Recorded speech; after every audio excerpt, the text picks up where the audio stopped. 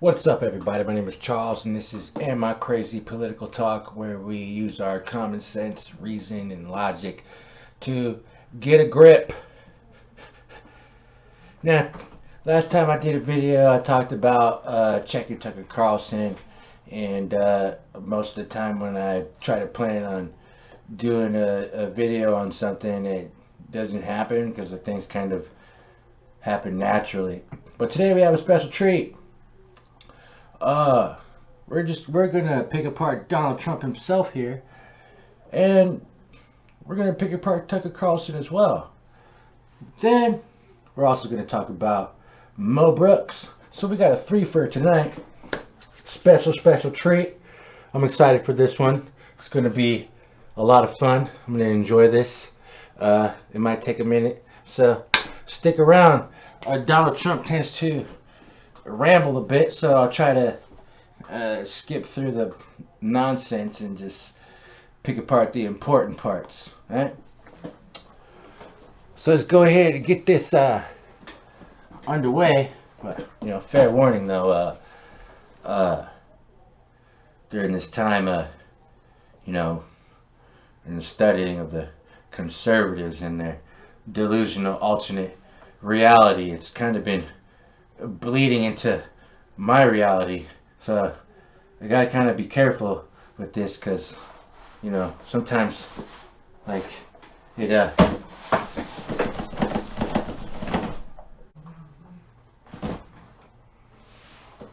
you are traveling to a different dimension, a dimension not only of sight and sound but of mind.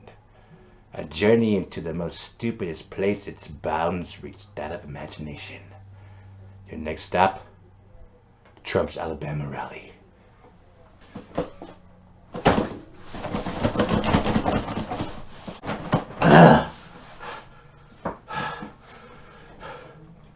See, shit like that be happening.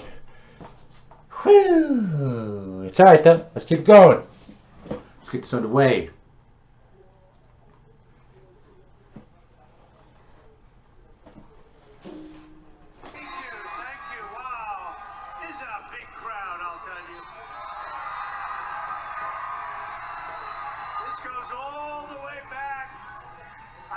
A few technical difficulties, I turn up the volume. So let's go ahead and get this started. This is a big crowd, I'll tell you. This goes all the way back. I wish they'd show it, because they just don't do that. They don't like to. This goes all the way back. I just looked at it on television, but it's our television. We show it, but they don't show it. You know why? Because they're fake news, right? Hello, Alabama, and I'm thrilled to be back in your incredible, wonderful state that we won by a record number. We won this state. We also won a lot of other states by numbers that they don't tell you about. We did have a rigged election. It was terrible. Terrible. And we had a rigged election. You look at what's going on now, and more election lies, huh? Still doing the audit with no evidence of the fraudulent election, huh? The border, but take a look at Afghanistan and what's happening. But I'm with thousands of proud, hardworking, incredible American patriots. With your help, we're going to elect our friend Mo Brooks to the U.S. Senate. Mo Brooks to the U.S. Senate. To fire Nancy Pelosi, Chuck Schumer, Joe Biden, and the radical left. And just fire the radical left. Pause. Let's go check out our buddy Mo Brooks, huh?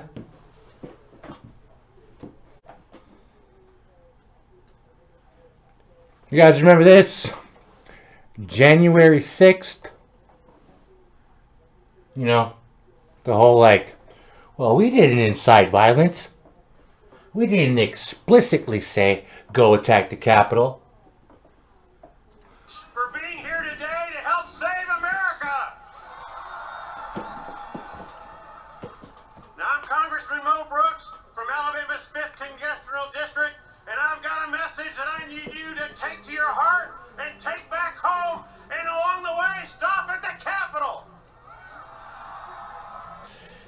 He's got a message for you to take home. And in your hearts. And on your way, stop at the Capitol. For 7 decades, America has been the greatest nation in world history. We have a standard of living that is the best in history. We have a military that is unmatched in history. And we are a beacon of freedom for all. Have you ever thought about why? Is Freedom for all? Just lucky? I would submit no.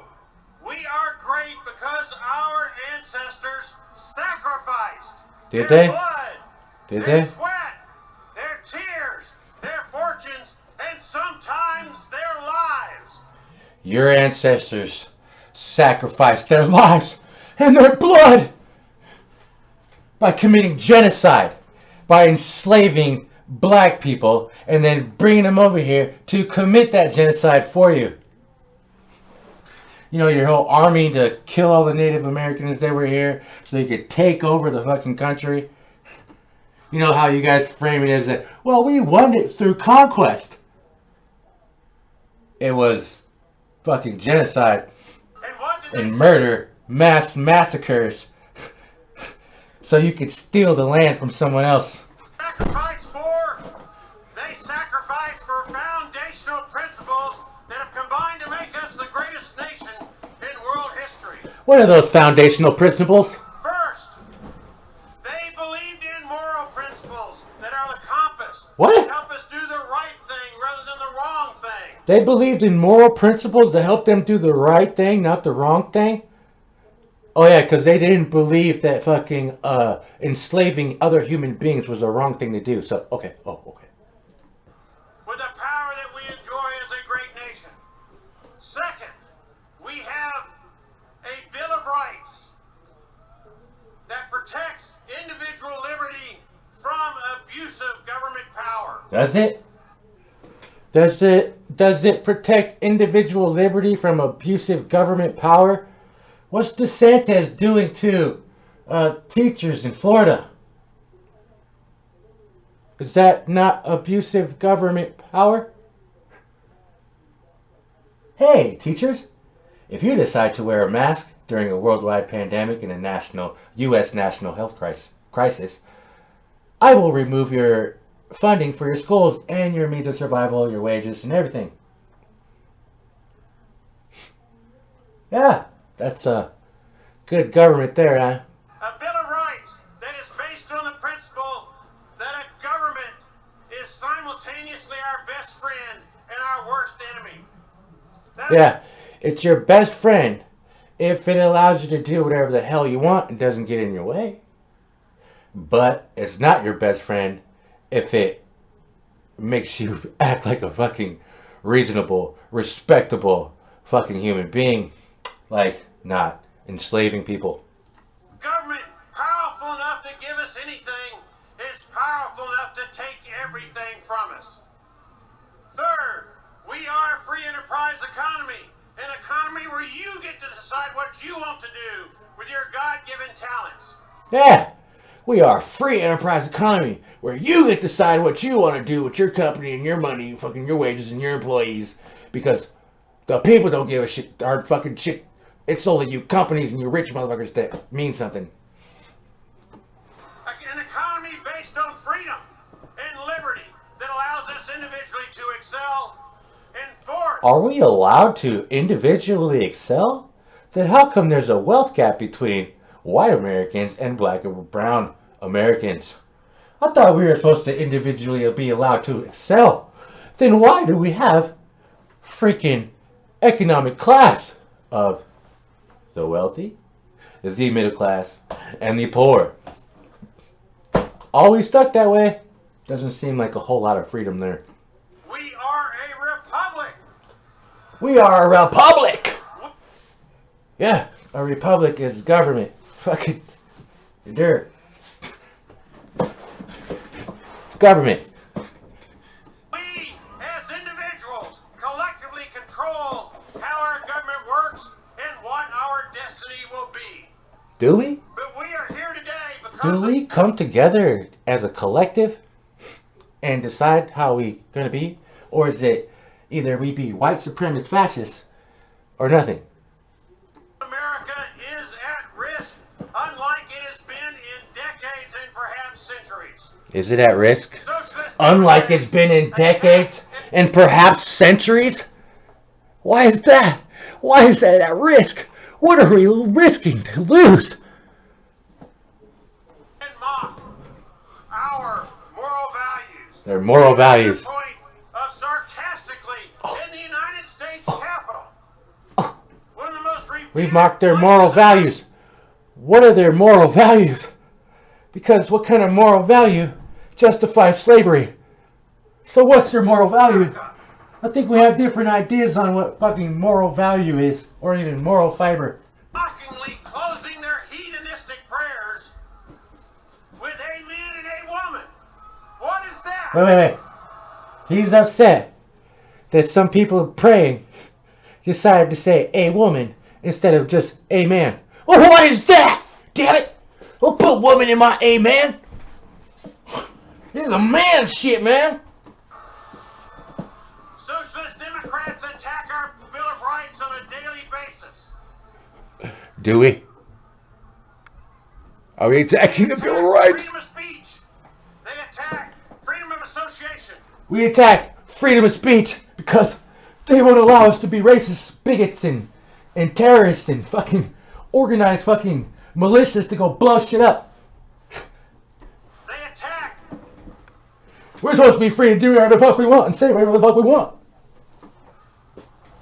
Freedom of all kind, including the right to bear arms. You know, except, you know, there's an exception here. Except when you're like a black athlete that doesn't want to sing the national anthem. You don't have the freedom to do that, huh? You're supposed to bow and submit to the fucking country.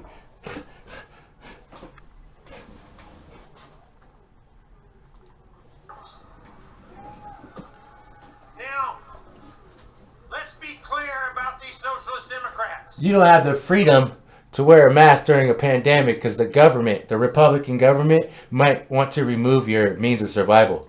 They also want to destroy our free enterprise system. They don't trust you with your individual liberty and freedom to do what's best for yourselves or your families. Oh, it's your freedom and your liberty to do what's best for yourselves and your family is why we have free enterprise. Now,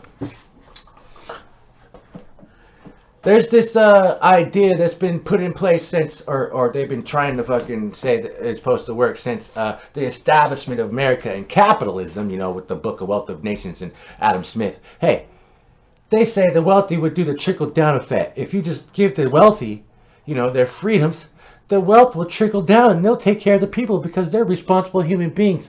It's 2021. The trickle-down effect still ain't happening, bro. However,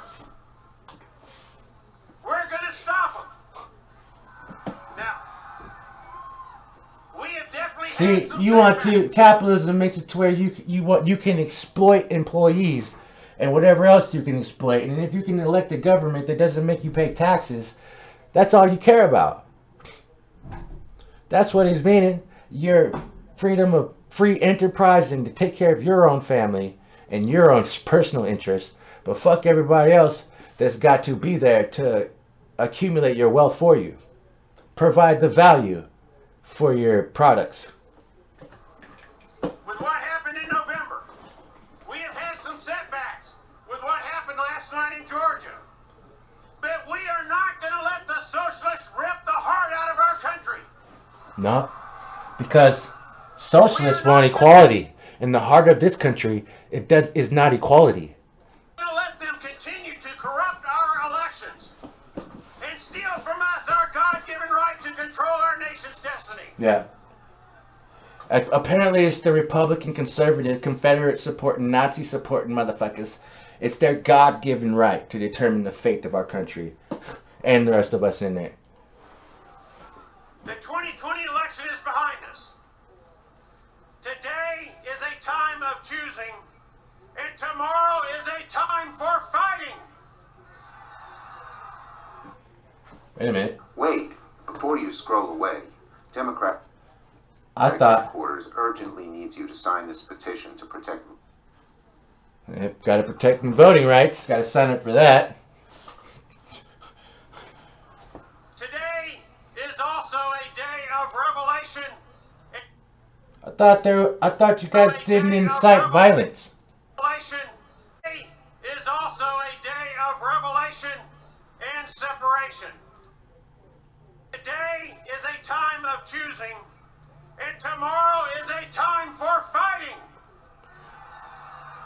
That sounds like inciting violence to me. Today is also a day of revelation and separation. Revelation and separation. The curtain will be pulled back. What does that mean?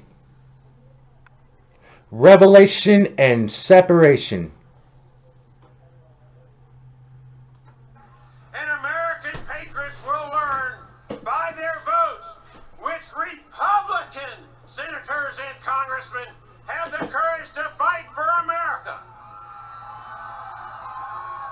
Today, by their votes, Americans will learn which Republican congressmen and senators love their bourbon, love their cigars, love their prestige, love their personal power, love their special interest group money more than they love America. Because today, as such today, is important in another way. Today is the day American patriots start taking down names and kicking ass.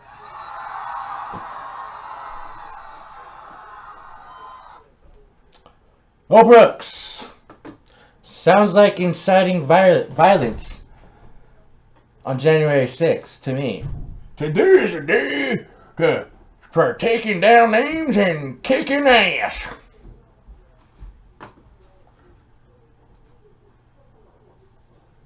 Proud, hardworking, incredible American patriots, with your help, we're going to elect our friend Mo Brooks to the U.S. Senate.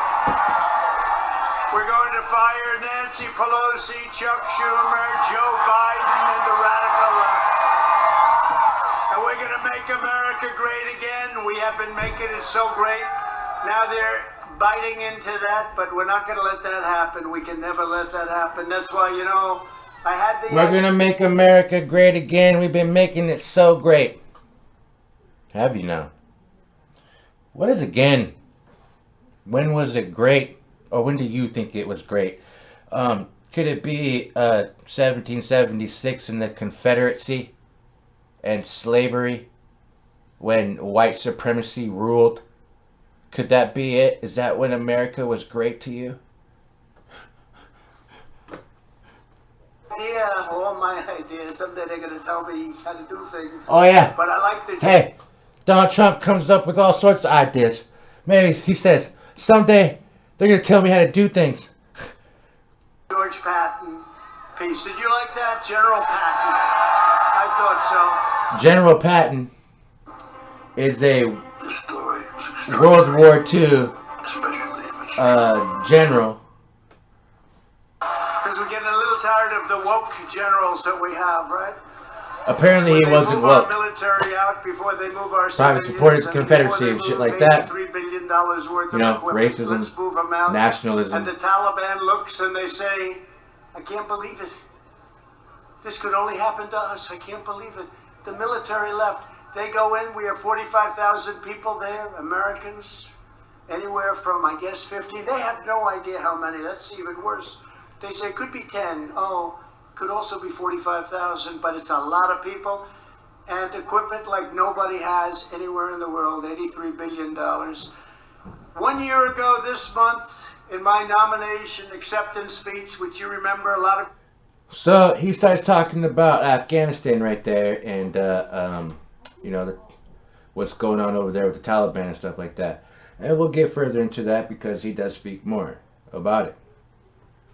You were there. I see a lot of you that were there. I warned the entire country of the disastrous consequences of a Biden presidency. I understood it. A lot of you understood it too. I said that Joe Biden would eliminate America's borders in the middle of a pandemic. He did. I predicted that he... That's not true.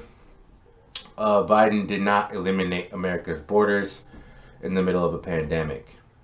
We're still dealing with the border situation right now. Um, you guys pretend like you didn't just get out of the office. Biden's been in presidency for like a year now. You guys just left. Yeah, I'm saying it's your mess we got to clean up. It would unleash a wave of violent crime that would turn our cities into a nightmare of killing and bloodshed. You look at these Democrat-run cities, Chicago, LA, big cities, small cities, everyone run by a Democrat. New York, they don't prosecute people in New York, only Republicans they prosecute. They don't prosecute murderers and killers, they prosecute Republicans. It's misconduct. It's called prosecute. Did you catch that?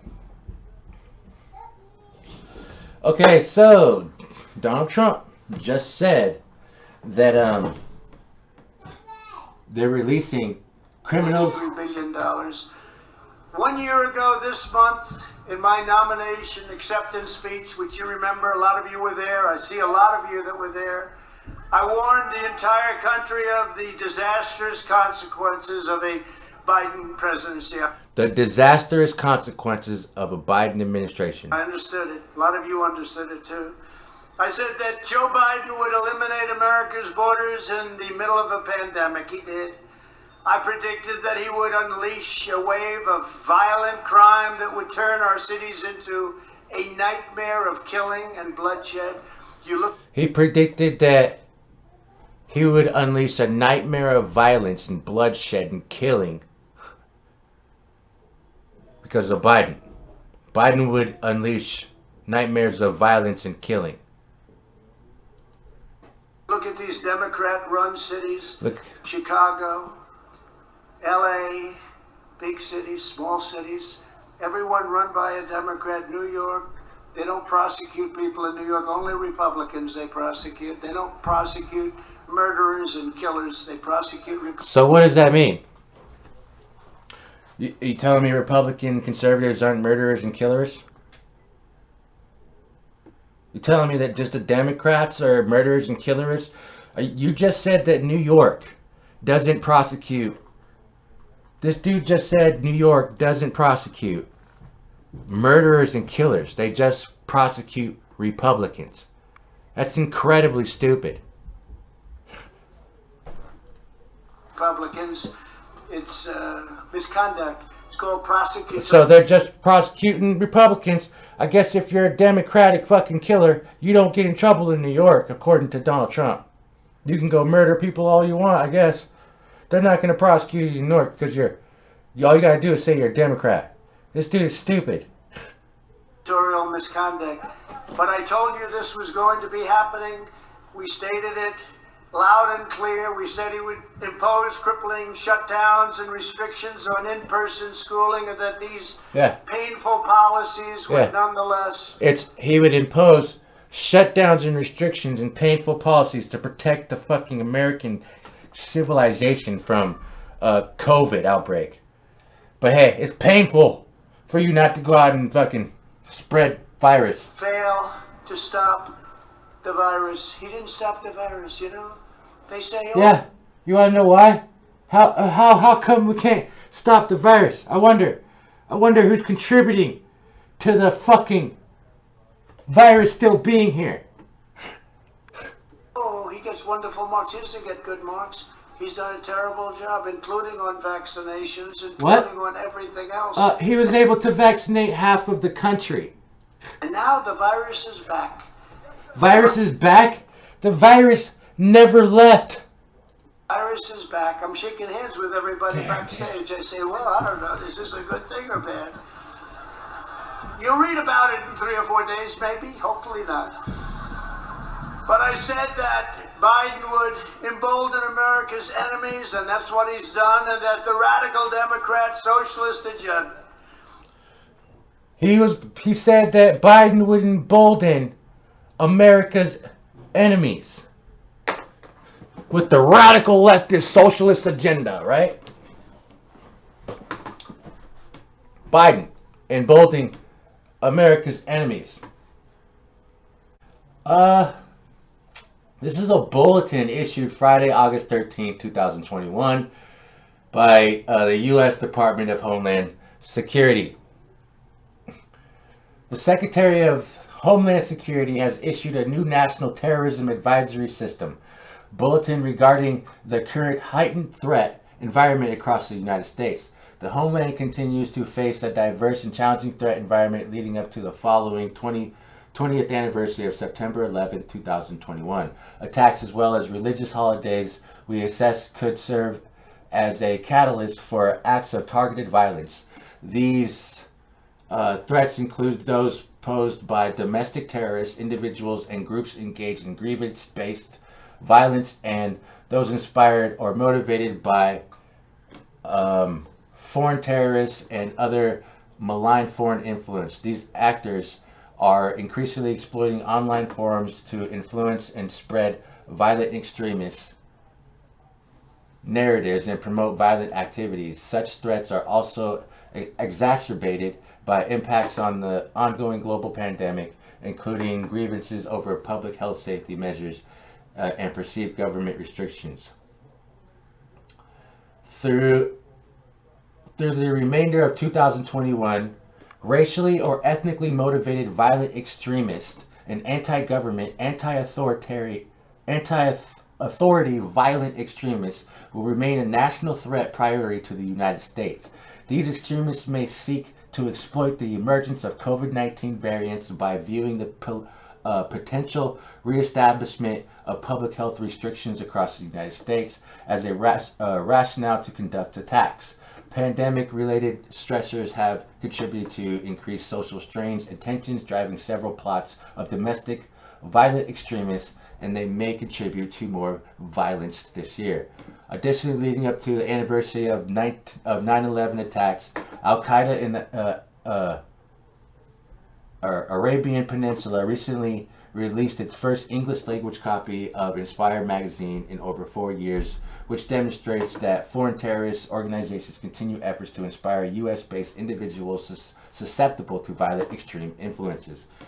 Historically, mass casualties, domestic violent extremist attacks linked to racially or ethnically motivated violent extremists have targeted houses of worship and crowded commercial facilities or gatherings. Some RMVEs advocate via online platform for a race war and have stated that civil disorder provides opportunities to engage in violence and furtherance of ideological objectives. The reopening of institutions, including schools, as well as several dates of religious significance over the next few months, could also provide increased targets of opportunity for violence. Through there are currently no credible or imminent threats identified to these locations. Ideologically motivated violent extremists fueled by personal grievance and extremist ideological beliefs continue to derive inspiration and obtain operational guidance through the consumption of information shared in certain online communities. This includes information regarding the use of improvised explosive devices and small arms. Violent extremists may use particular messaging platforms or techniques to obscure operational indicators to provide specific warnings and of a pending act of violence. It's right-wing extremists. Right-wing conservative extremists are the main threat to the United States. The current threat. The FBI is committed to remaining agile in its approach to the terrorism threat, which has continued to evolve since September 11, 2001 terror attacks. Years after these attacks, the threat landscape has expanded considerably, and international terrorism remains a serious threat. The threat of domestic terrorism also remains persistent overall, which actors are crossing the line from exercising First Amendment protected rights to committing crimes in furtherance of violent agendas. Right-wingers.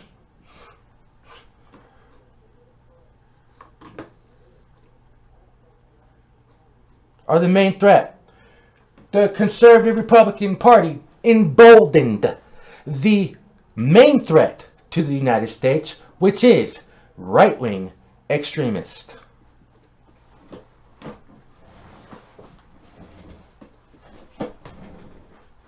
Which set our nation on the road to economic ruin. You look at what's going on with inflation. Has anyone noticed that your gasoline is now at levels that you never thought you'd see again 6 months ago?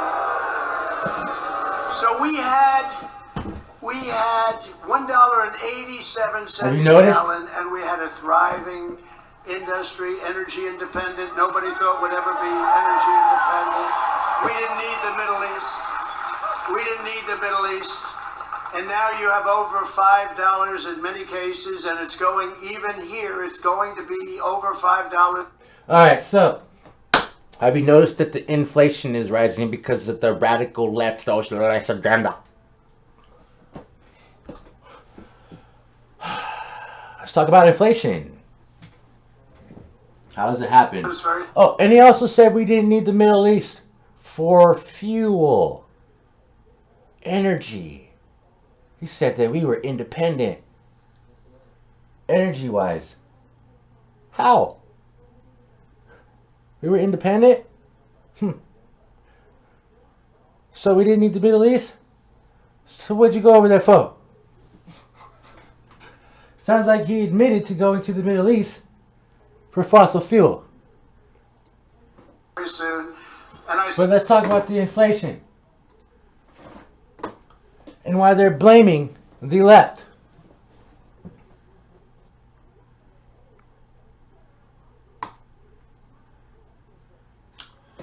Alright, so the stuff of like marketing and there's a let me look it up real quick. The U.S. Bureau of Labor Statistics uses Consumer Price Index and COGS. COGS is cost of goods sold. These are the cost of what costs companies in their stuff, and it includes many things. It includes the goods expenses directly related to production of goods. So how does the radical left's agenda apply to the inflation? Well, there are certain things involved in that are considered to be cost of goods, and salaries are not included in there, but direct labor costs are included in the COGS, in the things that the companies have to pay for. They can write it off as a direct or as a cost of goods. So what is direct labor?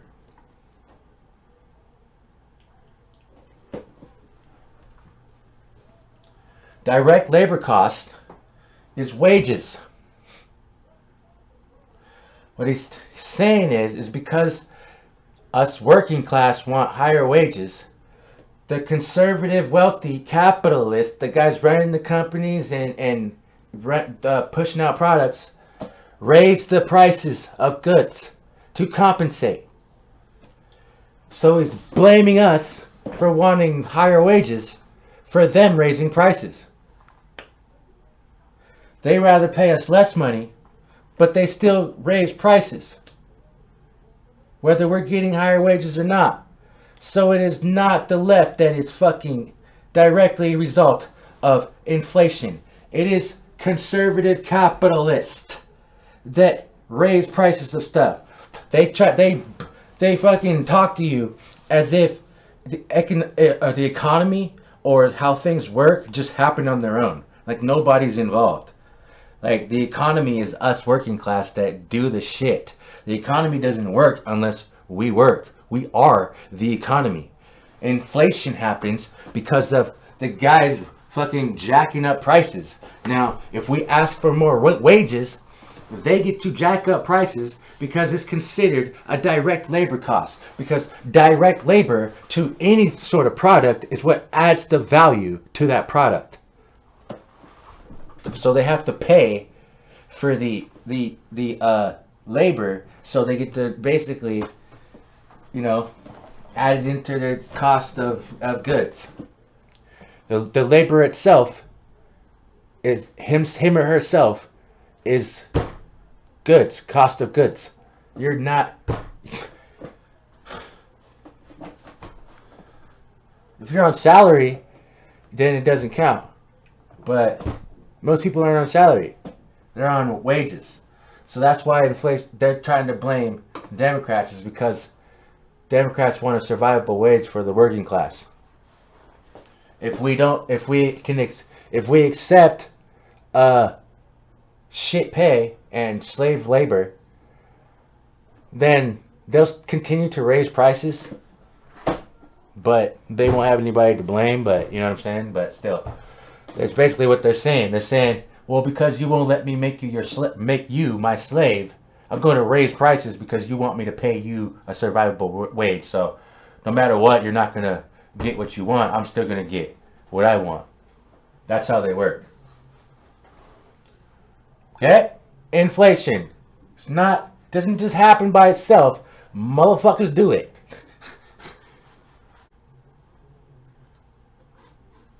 I saw the other day, before this whole thing with Afghanistan started, because right now nobody's talking even about energy, even about the horrible border condition that we're not talking about energy. Millions of people to come into our country, people that we have no idea, but people.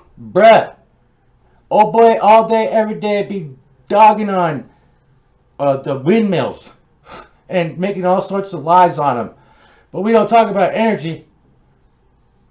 You just don't want us to go green because you can't get rich off of renewable energy. You can't exploit people for supply and demand because it's a finite supply. That's how you are able to jack up the prices. If the supply isn't finite, you can't jack up the price.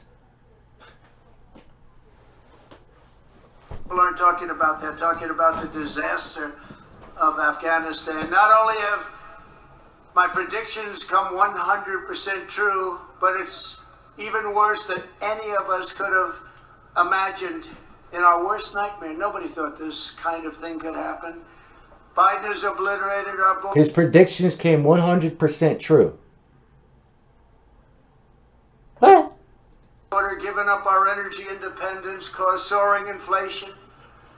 He failed totally on economic and policies. I mean, you look at what's going on, it's crazy. He's blaming Biden for the soaring inflation when it's the freaking capitalist wealthy people that raise the prices.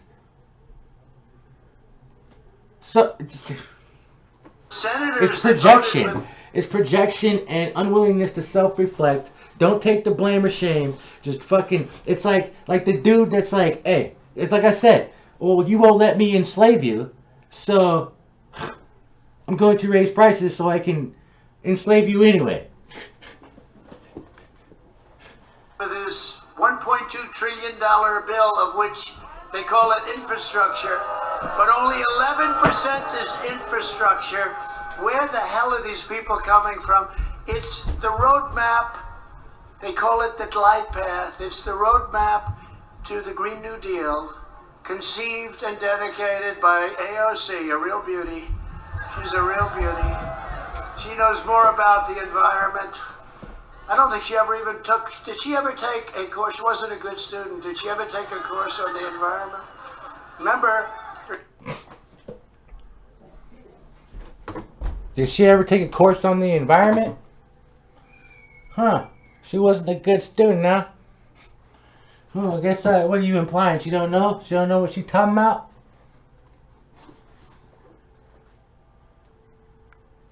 Remember one first that you have 12 years to live, she said 2 years ago. Let's,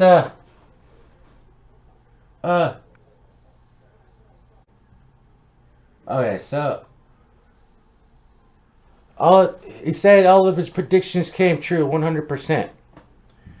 And he dogged on AOC because apparently she doesn't know about the environment. So I'm assuming he's implying he knows more about the environment. As the governor said, we've had temperatures explode this summer. You may have learned that we broke a world record in the Death Valley, 130 degrees. But even in greater LA, 120 plus degrees, and we're seeing this warming trend make our summers warmer, but also our winters warmer as well. So I think one area of mutual agreement and priority is vegetation management. But I think we want to work with you to really recognize the changing climate and what it means to our forests, and actually work together with that science. That science is going to be key, because if we ignore that science and sort of put our head in the sand and think it's all about vegetation management, we're not going to succeed together protecting Californians. Okay, it'll start getting cooler. You just watch. I wish science agreed with you. Well, I don't think science knows, actually. Tom, please. Mr. President. He doesn't think science knows, actually. Huh. I thought fucking you were some kind of sort of genius or something. You know, you implying the AOC don't know what you're talking about. You don't think science knows what they're talking about. Temperatures explode this summer. Watch this. Watch Donald Trump after they say they set records for fucking burning to death. You may have learned that we broke a world record in the Death Valley, 130 degrees. But even in greater... You see that? Did you see that? He goes... Like the dude's so stupid. All you hear is broken record, like Guinness World Record. And he's like, yeah, records. Yeah, #1. Fucking looks over and goes, that's good.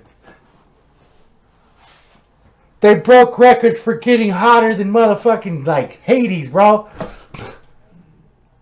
And Donald Trump looks over and goes, that's good. They broke records. It's fucking stupid.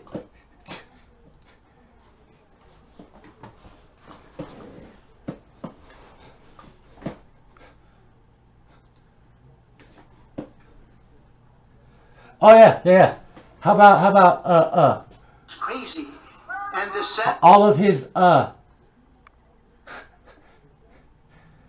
predictions came true, right? Well, I feel about vaccines like I feel about tests. This is going to go away without a vaccine. It's going to go away, and we're not going to see it again. Hopefully, after a period of time, you may have some flare-ups, and I guess I would expect that sometime in the fall you'll have flare-ups, maybe, maybe not. But according to what a lot of people say, you probably will. We'll be able to put them out. You may have some flare-ups next year, but eventually it's going to be gone. It's going to be gone. There are some viruses and flus that came and they went for a vaccine. They never found the vaccine and they disappeared. They've never shown up again. They die too, like everything else. They die too. And so whether we do or not, I think great progress is being made by Johnson & Johnson, by Oxford, and some others. NYU, I see, is very advanced. But if you don't get it, this is going to go away at some point. So apparently Donald Trump said that we didn't need a vaccine. We wouldn't need a vaccine. It's just going to go the fuck away. Oh, but his predictions came 100% true.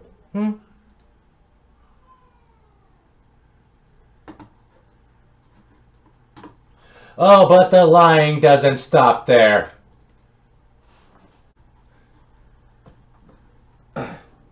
So, the lying doesn't stop there. Donald Trump's predictions. Talking about having... This is 13 times Donald Trump said the coronavirus would go away.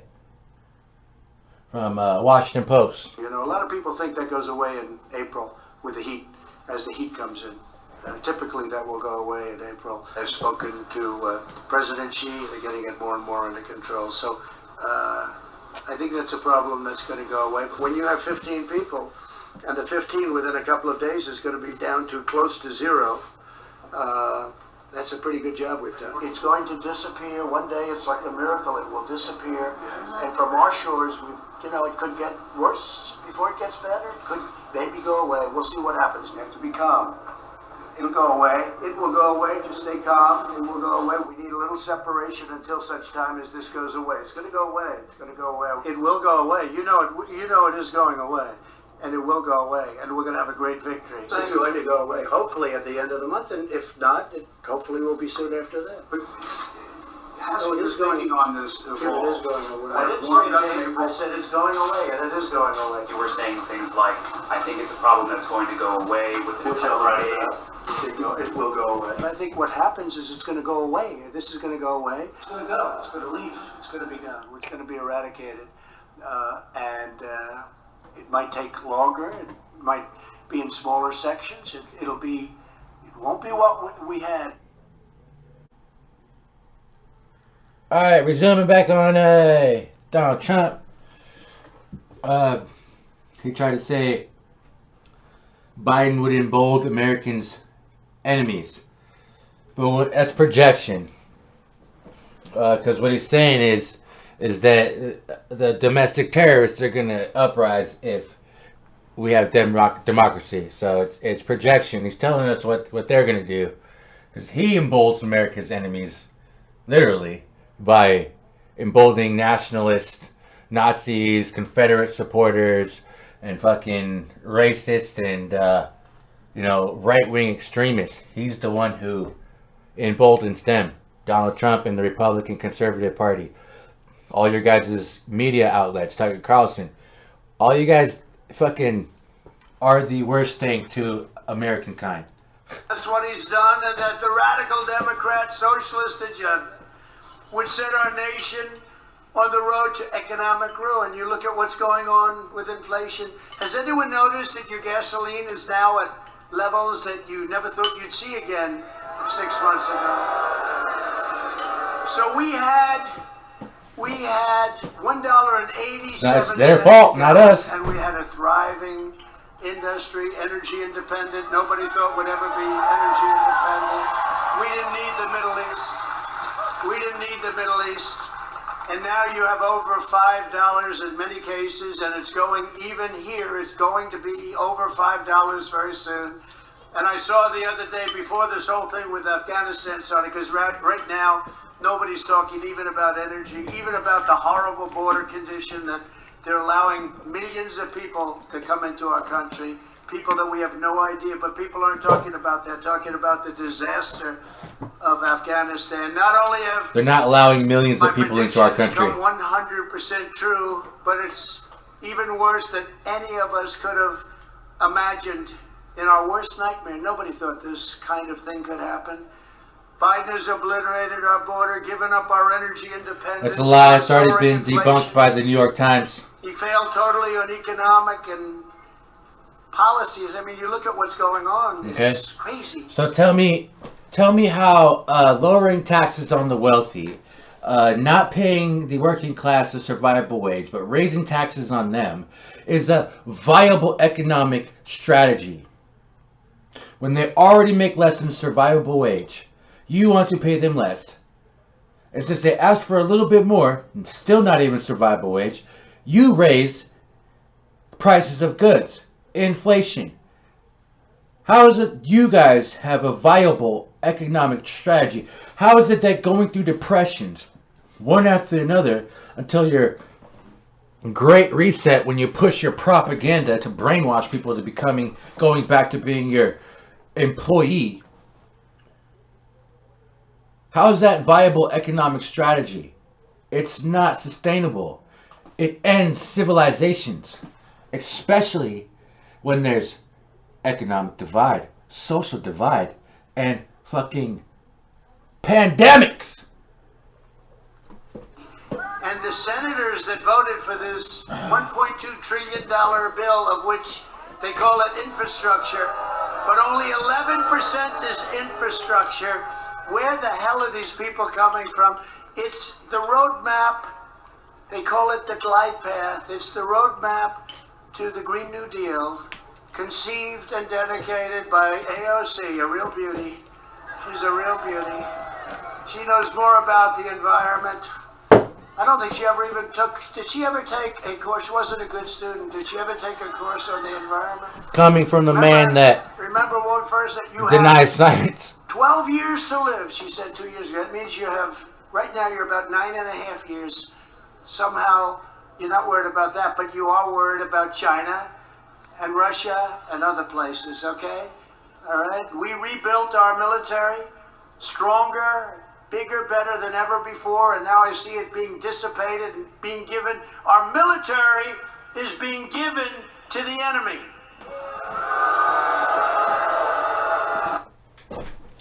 Do you know who the enemy is in his talking point? It's us. Lefties. socialists, and the LGBT plus community. They're the enemy, according to Donald Trump here. The military's going woke. Uh-oh. Biden failed totally on the pandemic, and he's now overseeing the greatest foreign policy humiliation in the history of the United States of America. This is the greatest humiliation I've ever seen. Because he's racist. Conservative has always been racist, especially towards people of color, like Mexicans. They're always labeled criminals and drug addicts and shit like that since forever and a day. Pretty sure there's reasons behind that. We'll explain that a little bit later. But he also said that Biden did a terrible job handling the pandemic. We saw Donald Trump lie about the pandemic and say we wouldn't even need vaccines. It was just going to go away. And then now we see him saying himself and Kayleigh Macklin, what the fuck her name is, saying that the COVID pandemic didn't happen under the Trump administration. Like these buffoons in the background just fall for it. Oh yeah, COVID didn't happen while Trump was in presidency. Can you imagine? So stupid. Biden's botched exit in Afghanistan is the most astonishing display of gross incompetence by a nation's leader. Perhaps at any time. We were there for over 20 years. It was time to go. Vietnam looks like a mess. Dude, America is the reason why Afghanistan was getting fucked.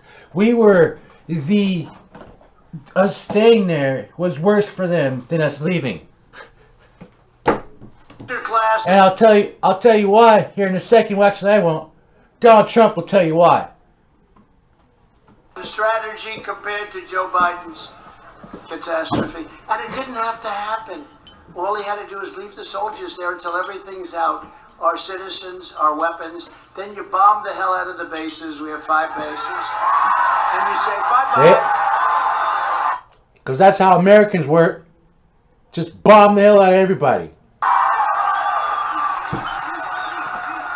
You say bye-bye. Nice people. The scene of those big giant planes taking off with people hanging on the sides and falling off. He's like, yeah, we just fucking, let them get in there and we just bomb the hell out of the place. Because that's how you solve problems. There'll never be anything like that. That's worse than the helicopters. You remember the helicopters taking off the roofs? This blows it away. Not even a contest. This will go down as one of the great military defeats of all time, and it did not have to happen that way. This is not a withdrawal. This was a total surrender. They surrendered for no reason. They weren't asking. We had them. I dealt with Abdul. He was the leader. You hear that? I said, Abdul, anything happens, Abdul... Fuck, I forgot his name. It's Abdul fucking... Whatever. Dude, it's the Abdul guy. Looked him up. He is a militant leader, founder, one of the founders of the Taliban. Donald Trump just said he was dealing with Abdul, one of the founders of the Taliban. We are going to rain terror upon you. It will be a terrible thing. See? Don't touch our American citizens. Don't ever come to our country. Don't ever come to our country. And you're going to continue fighting your civil war. I can't do that. They've been fighting it for hundreds of years. That's what they do. Remember when Donald Trump claimed he achieved peace in the Middle East? I guess he didn't, huh? As they fight, and they're good fighters. But I had a good relationship other than that one statement. I said, after I said that, I said, now let's get down to business. And we had a conditions-based agreement. You hear that?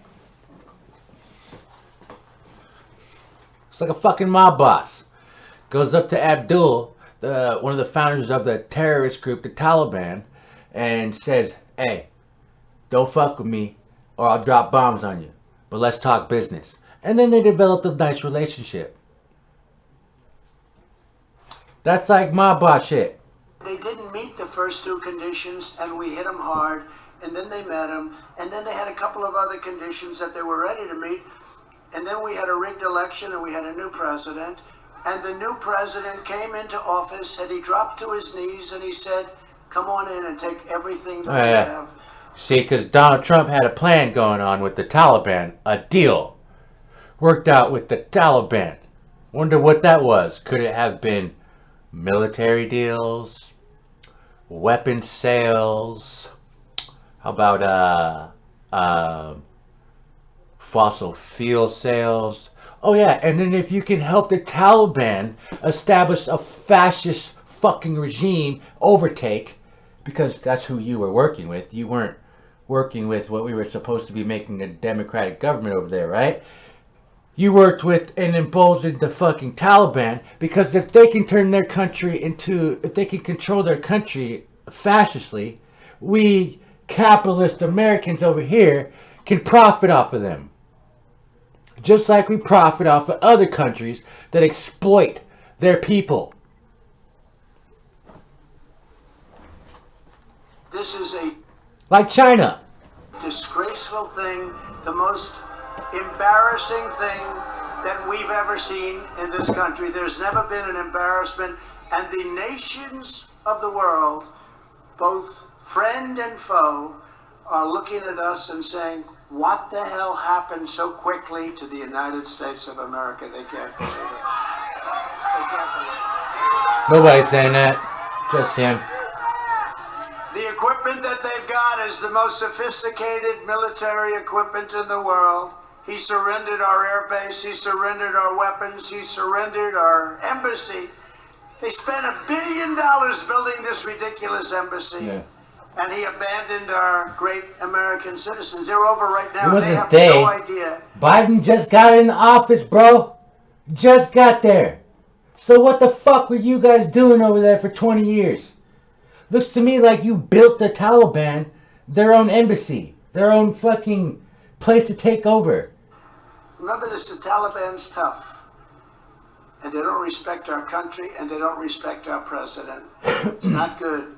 They're over there now, and they don't know what's going to happen, our citizens. Joe Biden was going on vacation as Afghanistan was going to hell.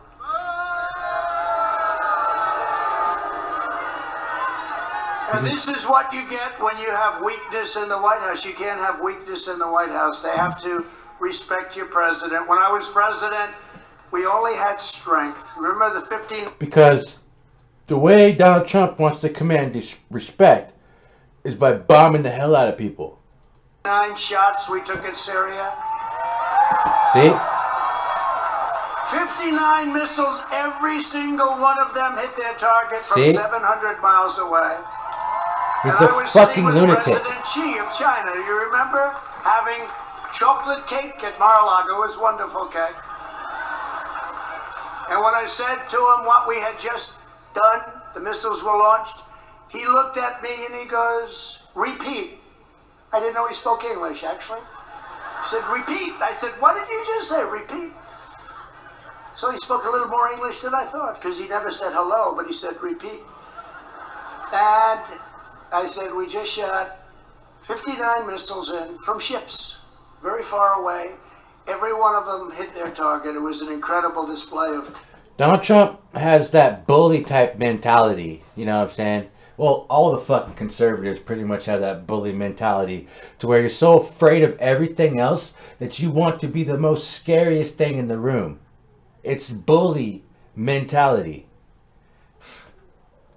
So the way you wish to command respect and the reason is by bombing the people. reason we did that is because we Oh, they don't respect us?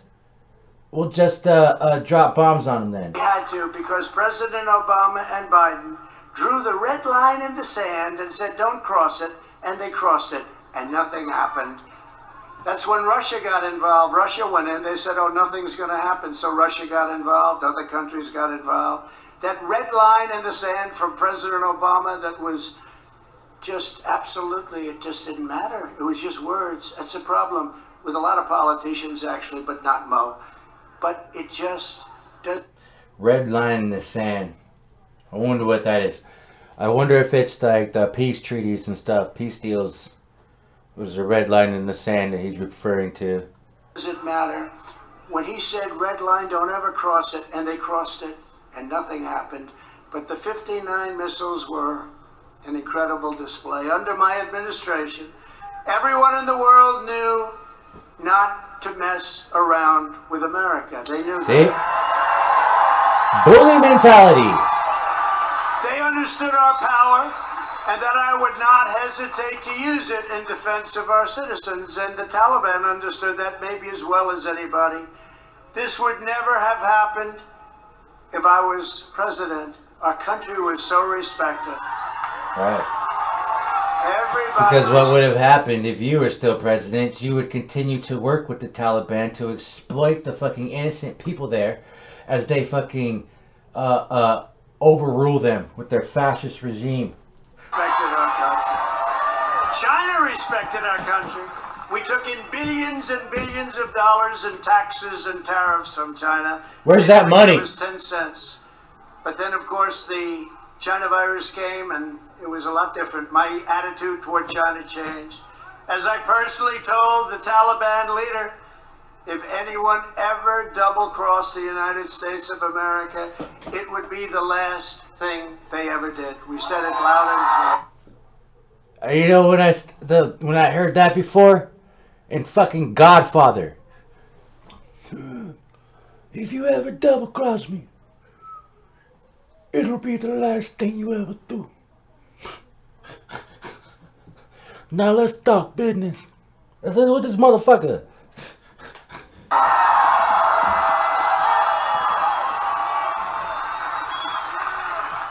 And you knew it better than anybody, and Alabama knew it, because one thing, we won Alabama by a record, we won South Carolina by a record, and then they said, we lost Georgia? How the hell did that happen?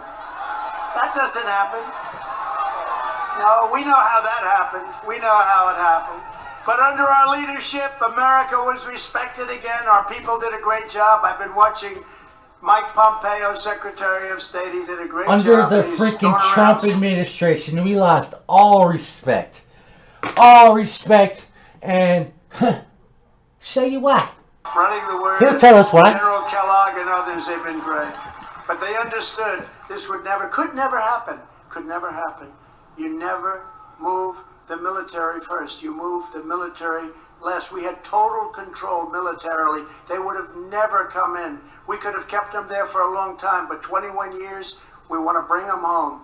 But we want to bring them home with dignity. You know, very soon, we're going to have September 11th, and you're going to have, because of Biden, the Taliban flag flying over our embassy, flying over our facilities. So, do you hear that? So he just played on conservatives' fucking fear. It's fear-mongering and inciting violence. You see, he goes, September 11th is coming up. What does that mean? Oh, you're talking about the terrorists, right? Well, soon, fucking, the Biden administration is going to have the Taliban flag hanging above your facilities. Oh, because for the buffoons in the background hear Taliban, they hear terrorists. Because, yeah, the Taliban are terrorists, right? They're fucking fascist regime, right? But all they think is terrorists.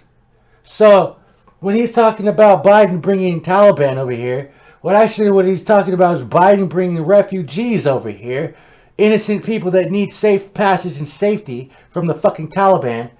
But Donald Trump labels those refugees Taliban, terrorists, because these people in the background are thinking about dropping bombs on motherfuckers. that was not even a possibility that a thing like that could happen. We decimated ISIS. You remember that, ISIS. We had a great, great success. When I took over, ISIS was all over the place. And in a short period of time, we killed its leader and founder, al-Baghdadi. Al-Baghdadi? Fuck out of here. We eliminated the senior ranks of al-Qaeda. And we terminated the world's top terrorist in Soleimani. who See? killed a lot of American soldiers and a lot of other people too. Just riling you up. And they knew we weren't playing games. They understood that right from the beginning. This proven record of America's strength laid the groundwork to safely and responsibly bring our troops back home. Nobody was going to mess with us. And then this clown, they rigged the whole damn deal, and he got in office, and now they're taking advantage of us. And remember this isn't stopping. This is going to go on for a long time. This is going to go on for a long time. This isn't going away. This isn't like a 3-day hit. It's going to go on for a long time. Taliban, great negotiators, tough fighters, great negotiators. Got 45,000 people. Did you hear that? Like 2 minutes ago, he said the Biden administration was going to bring Taliban here, and soon they're going to be waving the Taliban flag above your facilities. Because 9/11's coming up soon, and you don't want that, huh? Right? Right? Right? But then he just said that he negotiates with the Taliban. Makes deals with them. He had a deal worked out with the Taliban because they're great fighters and great negotiators. I thought you Americans didn't negotiate with terrorists.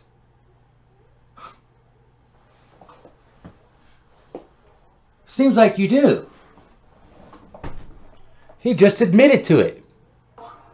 You got a lot of people also that deserve to be helped. He even said they're And great not fighters. gonna let them be helped at all. This is going to go on for a long time. Because he admires them. He wants them to rule their fucking country so he can profit off of them. He's mad that Biden fucking pulled the troops out because then the troops couldn't stay there to work with the fucking Taliban.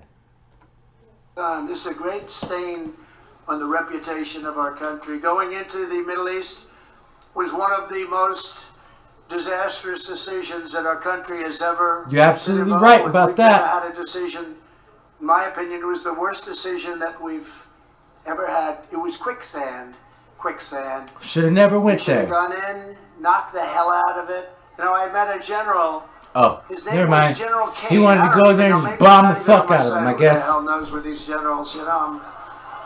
When I get through with this guy Milley, I mean, how about Milley? Remember when I walked to the church? Remember when he walked to the church? That the protesters, they tried to burn it down. Oh, the When I walked protesters the tried to church, burn it down, did protesters they? out there. No, they didn't. Milley was walking with me. It's on fucking tape. They were And the next peaceful, day, the rap- and then you tear gassed them and rubber bulleted them, and then try to change the fucking story, and then here you are trying to change the story again. Radical left media starts calling, you shouldn't have walked, you shouldn't have walked. Instead of saying, I'm proud to walk with my president, not because it's me, because of the office. Instead of saying that, he wanted to apologize for walking with the president of the United States. And I said, Apparently he just walked. this guy doesn't have what it takes. And you see The that leftist now, because the Democrats worst decisions put I've on their ever media, seen. That's again they were why I upset put that he the just button. I just walked. remembered it as I was coming over here. I said, get that clip quickly. The people of He Alabama was just walking. He understand didn't tear that gas clip. nobody. You He just think walked. that- Fucking dumb. Change the story up. Move the Let me ask goalposts.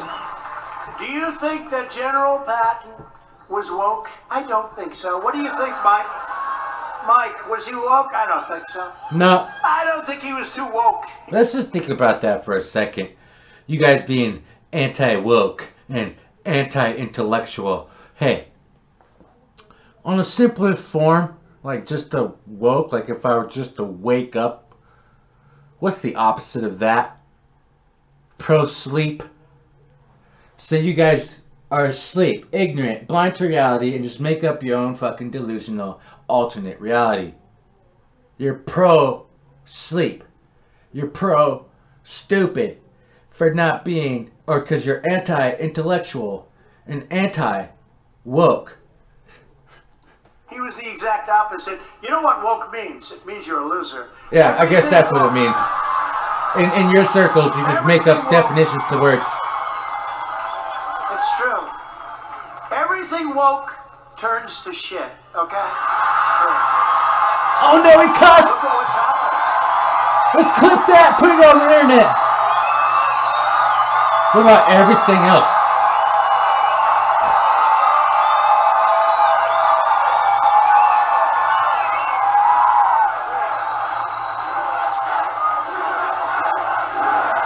Yeah. Look at how pro-sleep they are. Pro-ignorance they are. They fucking cheer for it.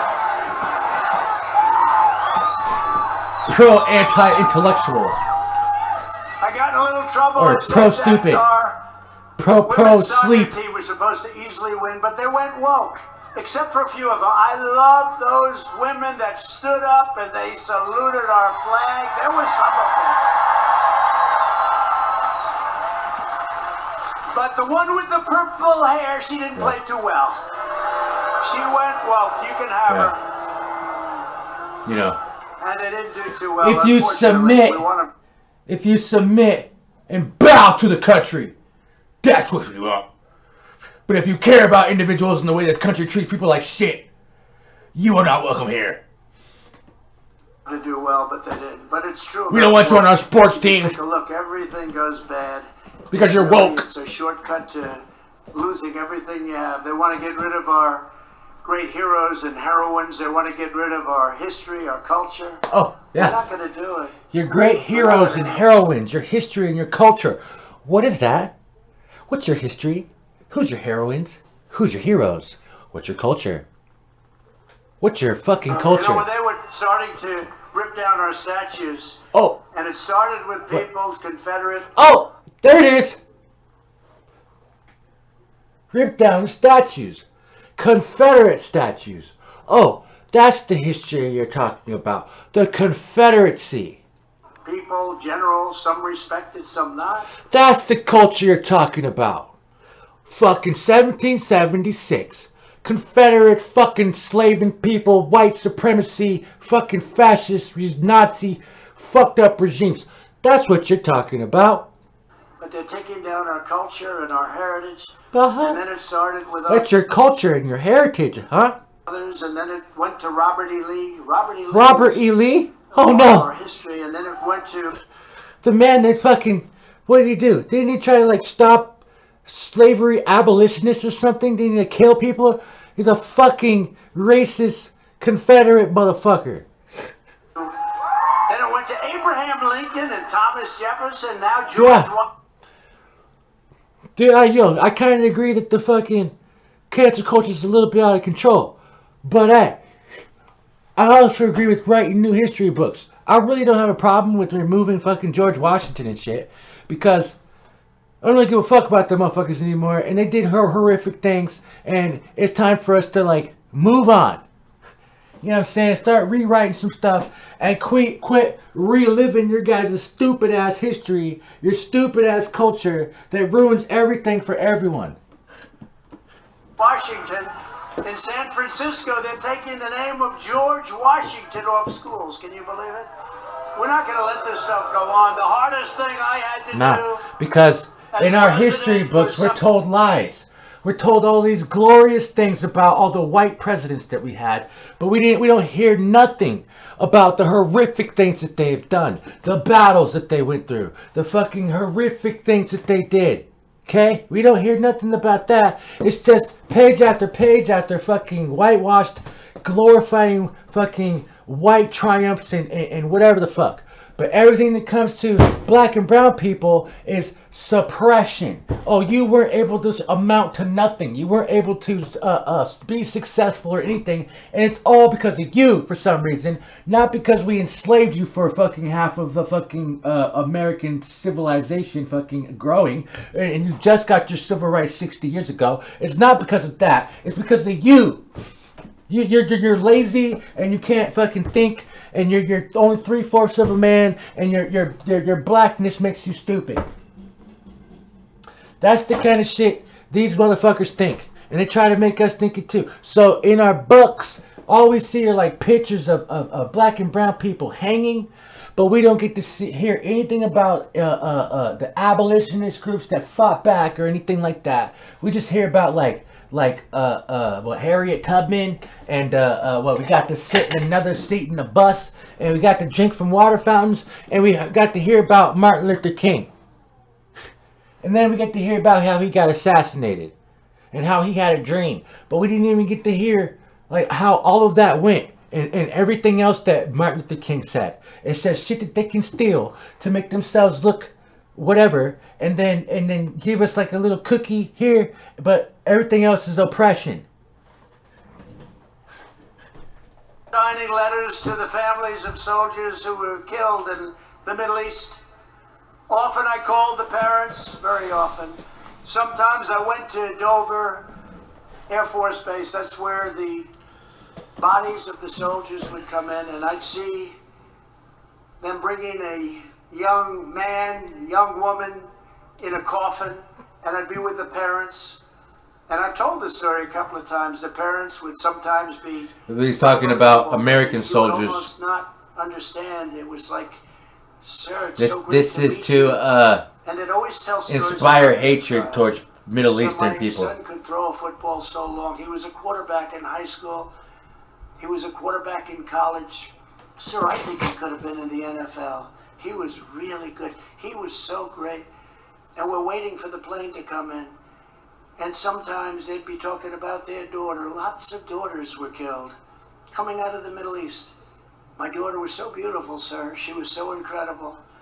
She was the greatest. And I'd say to the general and the colonel that ran Dover, the great people. We have great, by the way, we have great generals. They ran We have great over. generals. The ones you see on television are not the ones that are They ran over. great. We have great generals and we have great leaders and a great military that I rebuilt. I rebuilt it. It was exhausting. We rebuilt the military. What? But I'd say to the general and the colonel that ran Dover, and they saw the bodies coming in many days of the week, I'd say, General, it's amazing. The parents seem so fine. They can handle it. No, they can't, sir. I said, no, I just spent a half an hour talking to them. They're okay. I mean, they understand what happened. They're okay. No, they're not, sir. When that plane pulls up, sir, that big, unbelievable, powerful, just like you saw 3 days ago with the bodies dropping off the sides. How desperate are people to leave when you're hanging, clinging to a plane that goes up Fucking thousands of feet, like, and you eventually have to let go. it's like he has sexual obsession for like military stuff. Like he wants to go up to the fucking tank and stick his dick in it. The general said, sir, when that door opens and you had the most beautiful young people carrying a coffin or a number of coffins off of the plane, sir, when that happens, you'll see the parents are not okay.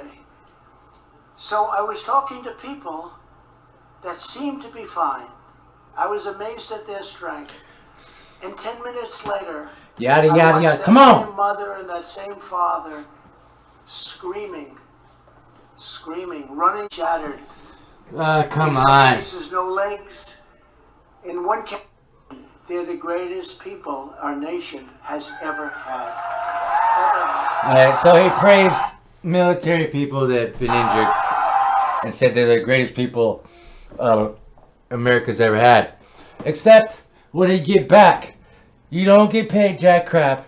Your family only gets money if you die. And then if you got some sort of problem that ends you up on the streets, everyone forgets about you. America doesn't treat the military well at all. You get paid like what, 20 bucks an hour, some benefits, but you gotta go die to get your family even more benefits. My opinion, military should be paid much, much, much more. Families should be taken care of.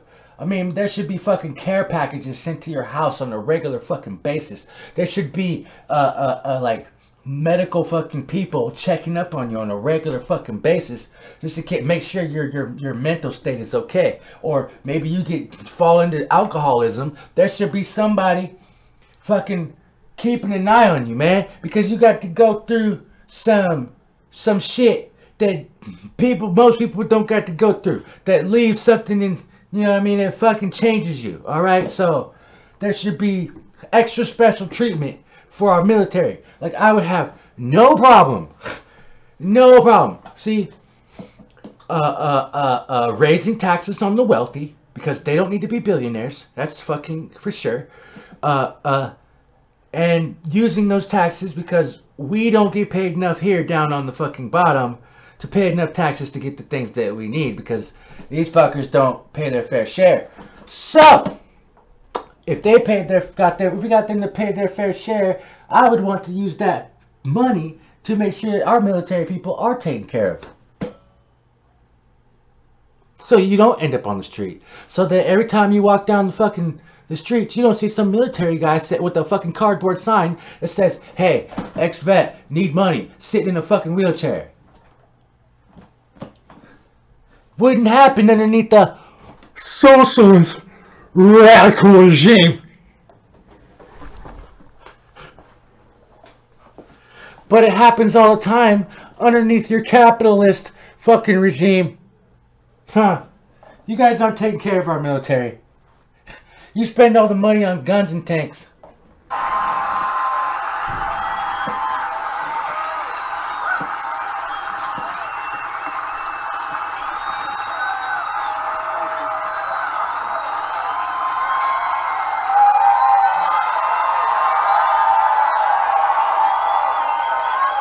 Thank you very much. So we had a deal where we were going to get out with great honor, and they weren't going to play games. And we had to meld it in with the government, but I've never been a big fan of Gandhi. I always said he was a total crook. I've said it for years. I've never been a big fan of Gandhi. Gandhi was like super fucking left-wing socialist type of dude. Gandhi! Turned out he was a crook. Apparently Gandhi was a crook. He fled with a lot of cash. What we've done, how we got into that mess. He fled with a lot of cash. Donald Trump's been robbing people forever and a day. He's being sued by his own fucking donators because he robbed them. He robbed them. He has to give back a whole bunch of money because when he set up his GoFundMe shit, he made it to where it would automatically withdraw the amount that you decided to donate weekly. So some people, some of these guys that are wealthy in the fucking crowd, would donate like $1,000, $900, but then they would be withdrawn weekly, and they didn't know. So he was just fucking draining people's bank accounts and pocketing it. But Gandhi was the crook, huh? He walked away with people's money. It's just amazing. But we could have gotten out with honor. And we should have gotten out with honor. And instead, we got out with the exact opposite of honor. Because to him, honor would have been this. Leave the troops there until they were ready to bomb the fuck out the place. Just let them come in and just bomb them. That's honorable. Since my administration began negotiating a peace deal last year, somebody said, oh, he's dealing with the Taliban. Who the hell else am I supposed to deal with? He was negotiating a peace deal? Deal with the people that ran. He tried to get rid of NATO, which is the peace deals. Or the people that were highly paid. You know, we paid the He's lying. He's not a peace deal. It's a fucking business deal. With the terrorist Taliban. He thinks it's peace because he's working business with them, so they're not gonna fucking... He thinks that they won't double-cross him if they're doing business together. But they're all around untrustworthy people. The fucking mob bosses are always gonna fucking double-cross each other. Dude, the Republicans are double-crossing each other all day, every day. You can't trust nobody up in these crews, bro. They were among the highest paid soldiers in the world. Look at this dude in the background. Highly overrated. Hold on, we're gonna fucking just point this out real quick. General came to my I can't fucking get past this right now. We can get rid of this tab. What the hell is this? This dude right here. This guy. Black dude. His shirt says Blacks for Trump. 2020.com. Number one. Your shirt is racist. You're a fucking traitor. And out of this entire group behind this fucker, you're like the worst to me. Like if I were to come here and single somebody out, I would come for you. Because you know exactly what you're doing, you grifting ass, traitor ass piece of shit. This dude right here is like, I'm fitting to take all these people's money. Because they paid for that shirt. And they paid for that gold necklace around his neck. And he knows it. Because all he's got to do is fucking be Uncle Tom. And this dude right here. This dude was just picking people out. Look at this guy right here in the background. Right there. This guy. He's wearing like a sky blue suit with a red tie. Dude reminds me of what is his name? Nawal, the consciousness that got put in the computer, and Captain America, the Winter Soldier. You know the guy that's like when Captain America finds the bunker under the ground and they got the freaking mad scientist in the computer. It would seem we are the both of us out of time. that motherfucker. General, they're paid more than any soldier in the world. Dude, evil genius right there. That's exactly what happened. Exactly what happened. But since my administration began the negotiations on the peace deal last year, not a single American service member has been killed in combat in Afghanistan. It's over 18 months now. 18 months. But I thought you were talking about bodies and shit. Nobody was killed, then where did them bodies come from? Not because the Taliban aren't great fighters, because they are great fighters. All you have to do is ask Russia, which used to be called... You just said the Taliban are great fighters. Again. Praising the Taliban. Once again. Soviet Union, and because of Afghanistan, it's now Russia. Much smaller version of what it was. Because of Afghanistan, they went bust, spending so many years and so much money and not winning in Afghanistan. But all of that money they spent, all of the lives they lost, same thing. But all you have to do is ask Russia, what do you think? Now I hear they're going back in, not so fast. Everybody that's gone in hasn't been so good. And you know what? We have to go in, and we should go in when it's right. And we now may have to be forced to go in because this person that is running our country made a horrific decision of taking all of our powerful military out. We may be... Wait a minute. He made the horrific decision to take the military out because you said we might have to go back in because it's going to be bad. Now, you were there for 21 years. Biden just got in. What the fuck have you been doing? You were supposed to be working with the Democratic government we were setting up over there, but instead you were dealing with the Taliban. And since you weren't able to continue to deal with the Taliban and lost the election, your deal fucked everybody. Forced to go in. And we may not be forced, but we may be forced to go in. And if you're not prepared to go in, you're never going to see those 45,000 people again. That I can tell you. If they don't think you're prepared to go in, you're never going to see again, whether it's 10 or 45,000 people. You'll never see them again. All Joe Biden had to do was follow our plan. It's like the border. All he had to do was go to the beach. He didn't have to do anything. We had the tightest, most secure border. We built almost 500 miles of wall. Oh, yeah. He could have finished it in 1 month. Instead, he's paying billions of dollars not to finish. Okay, so the wall was fully paid for, given to the conservative and Trump motherfuckers. But it wasn't Biden who was supposed to finish it. Okay, the money didn't transfer over to Biden. Okay, these motherfuckers took the money and didn't finish the wall, or it didn't finish the wall.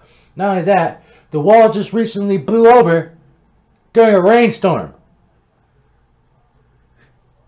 Dude, they're fucking cheap as fuck. Like all capitalist shit. Cutting costs, saving money, and pocketing the shit. So let's just put up this weak ass fucking broke ass fucking scrap metal fucking wall. Finish it. That don't keep nobody out, obviously. You ain't doing what you was trying to do, but you totally fucking you know, beating yourself off over this fucking thing that you think you've done. Hey, we built this thing. You built a wall. You built a wall. Not rocket science to make walls, bro. It didn't even work.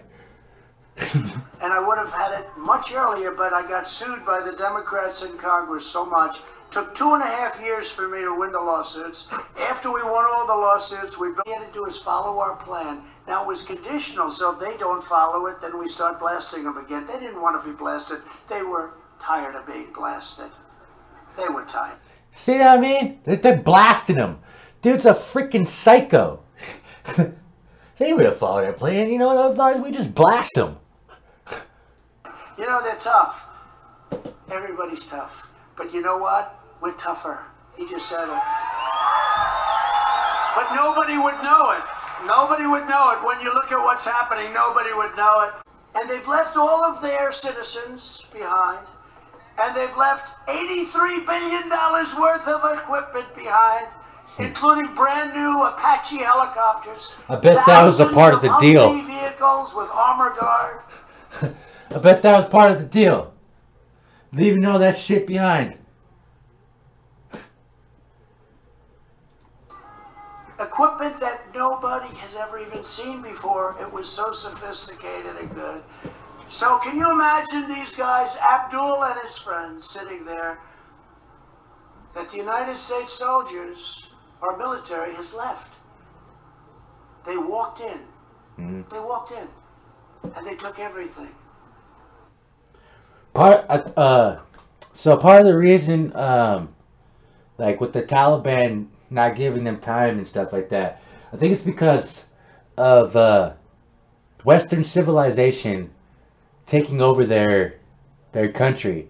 With Donald Trump dealing with the Taliban, and then you know the disguise of trying to build a democratic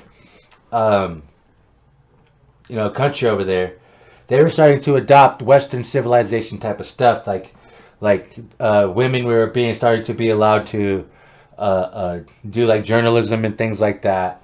They were allowed to enjoy themselves outside in like theme parks and things like that. Well, as soon as freaking Americans left, the Taliban went and fucking sat down at the embassy like it was their own brand new White House. And then they looked just like the fucking January 6th riot. And they went to that fucking, one of those theme parks that was put up and decided to enjoy themselves, ride around in the bumper cars for a little bit. And then once they were done eating cotton candy and fucking, you know, fucking scones and fucking hush puppies, they burned the fucking place down. Because it's sacrilegious or whatever to enjoy yourself or something. It's because they don't want the people there to be happy. They want to rule over them. And then countries like America will go do business with them. It's crazy. It's crazy. I've never seen anything so stupid in my life. Somebody said, "Don't say it, sir. It's not good." I asked yesterday, I was with a group of people, and there was a 5-year-old child. And I explained the situation to the 5-year-old child.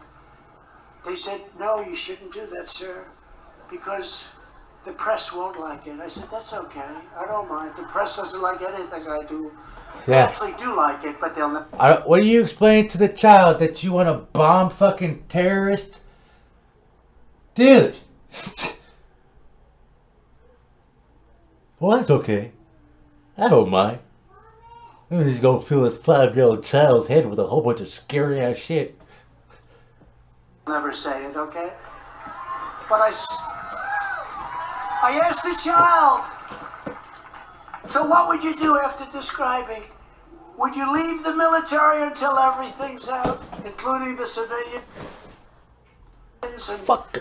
all of that incredible military? Hey, 5-year-old, what would you do? Or would you have the military go out first? Sir, I'd leave 'Cause the they know. military in. Yeah, because the 5-year-old knows what the fuck is going. He said, I'd leave the military in. Get everything out first. I said, thank you very much. But they didn't want me to tell that story. They thought it was not an appropriate story. I think I feel one of those This is a 5-year-old alternate reality things coming on. Year-old kid. And this is what we're stuck with. 5-year-olds running the country from the military. Foolishly tore up Fuck. our really good plan. Again, not a plan. It's conditions. We do this, we do this, we do this. If you don't do these things, we're not going to do it. And then we start dropping bombs all over the place. And they say, you know what? We're going to do it. We've decided to do it. Because, hey, why not? Hey, if they don't fucking do what you tell you, if we don't do what we tell them, just drop bombs all over them, and then they'll do what we tell them. No, we had a good understanding. American They always Psycho. said it. Remember when American I Psycho. The worst problem we have is North Korea. Kim Jong-un. This dude's a fucking I said, what's the problem? devil. He said, I think you're going to go to war with North Korea. I said, have you ever called Yo, Christians, you wonder who the Antichrist is? Oh boy, allow me to introduce him to you. Antichrist. No. Actually, he called him 14 times and was not responded to. But Oh, did he he? told me no, but Did that he wasn't call truthful.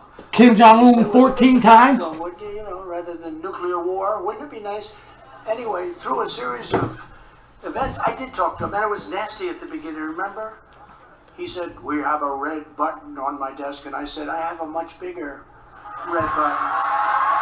And my red button works, and yours doesn't. Fucking children, bro. He says, it wasn't very nice at first, but then he says, I have a red button. I have a red button too, and mine's bigger, and mine works, and yours doesn't, okay? You know, you say yours works, but it doesn't, okay? I'm just telling you, it's not gonna work because I say it's not gonna work. And my red buttons are bigger than yours. Yeah. Fucking. Next stop, the sandbox. After we go play on the jungle gym.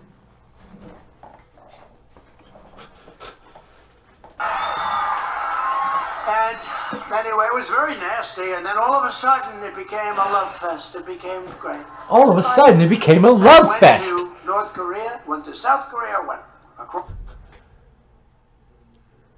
First I told Kim Jong-un I have a bigger red button than you, and then all of a sudden it became a love fest. Bruh, I thought you wasn't LGBT plus supportive, bro. You be getting busy with Kim Jong-un, huh? With your big red button. Across the line, we got along great. There was no nuclear catastrophe, but you got to be careful because he does not respect Joe Biden, and he does not respect any longer America. But I said it's good to speak to people. I stopped the pipeline in Russia. I stopped it. Nobody's ever been tougher to Russia, but I got along great with President. Why are you We had fucking a great there? Relationship. He said, "You're killing me with this pipeline." I Oh, said, "Look, he's got a great relationship with President Germany shouldn't be Putin. doing that. You know, the European Union takes tremendous advantage of us. Almost as bad economically as China. People say, oh, that's a terrible thing to say. I say, really? How many Chevrolets are in Beijing right now? Maybe none, okay? They won't take our cars. They won't take our farm product. Nope. They won't take anything. Wanna know why? And I was hitting them. Oh, because they don't need to.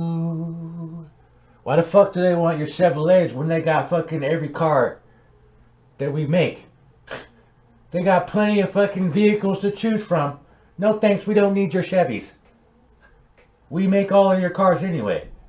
China makes everything. Hard, and then the China virus came, and it was a terrible period of time, but we did the greatest job. And because the base was so strong, what we did was so strong. Our country is doing well. It's going to be blown now with all the inflation and everything Here we else go. that's taking place. But we built such a strong foundation.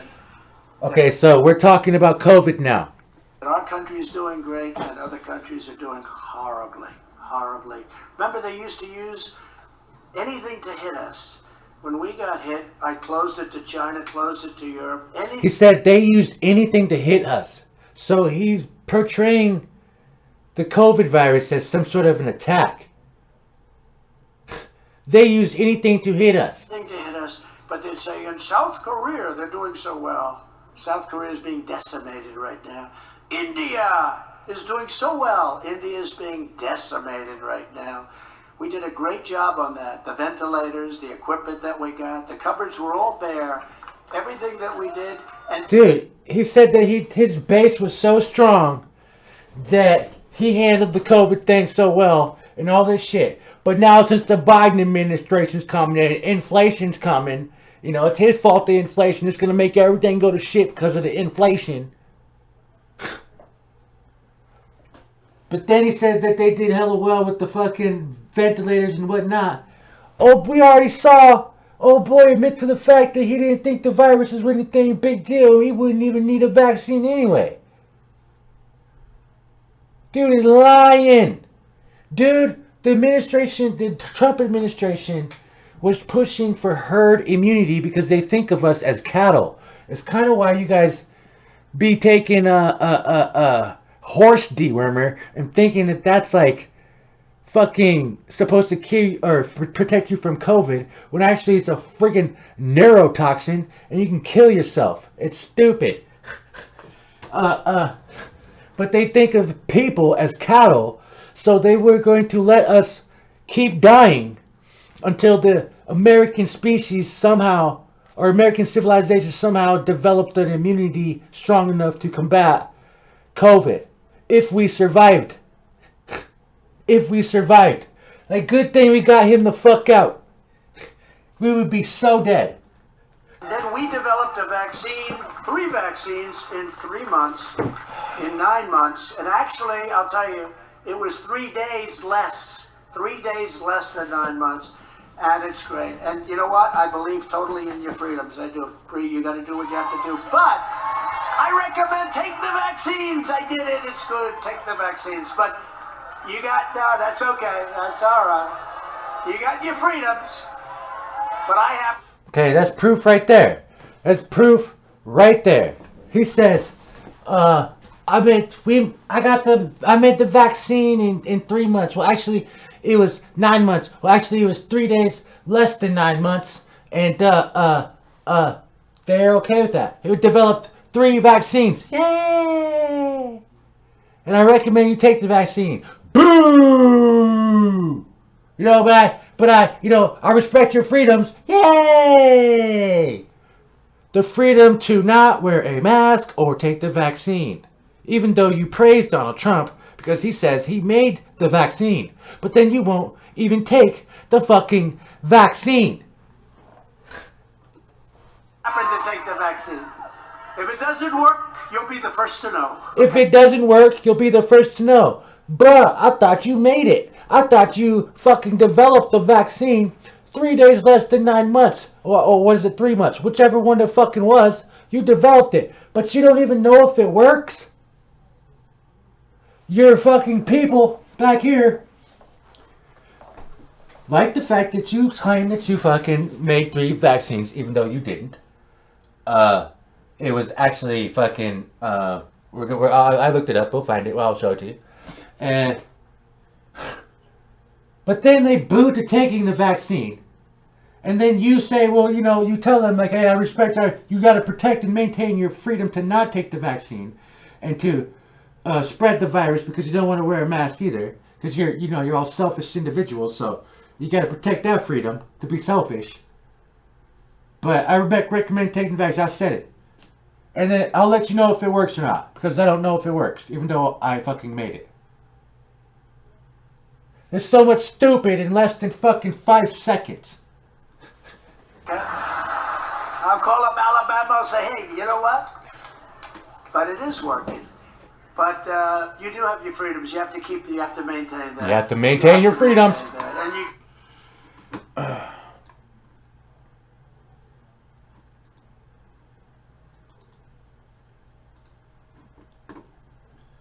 Okay.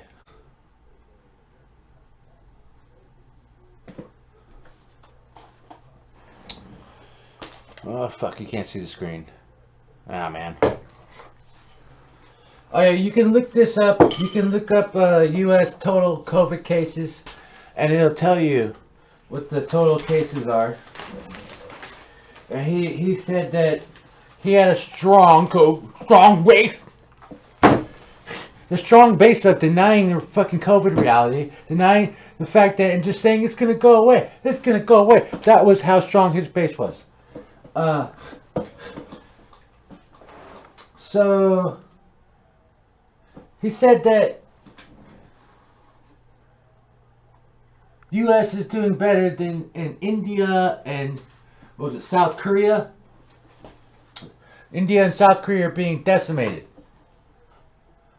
Total cases in the United States is 38.6 million plus 187,000. Total cases as of August 26th is 187,439, 7-day average of 156,296. That's US. This is India. You can't see the screen, but their fucking graph looks much better than ours. much better. They have a total number of 32.6 million cases. That's 6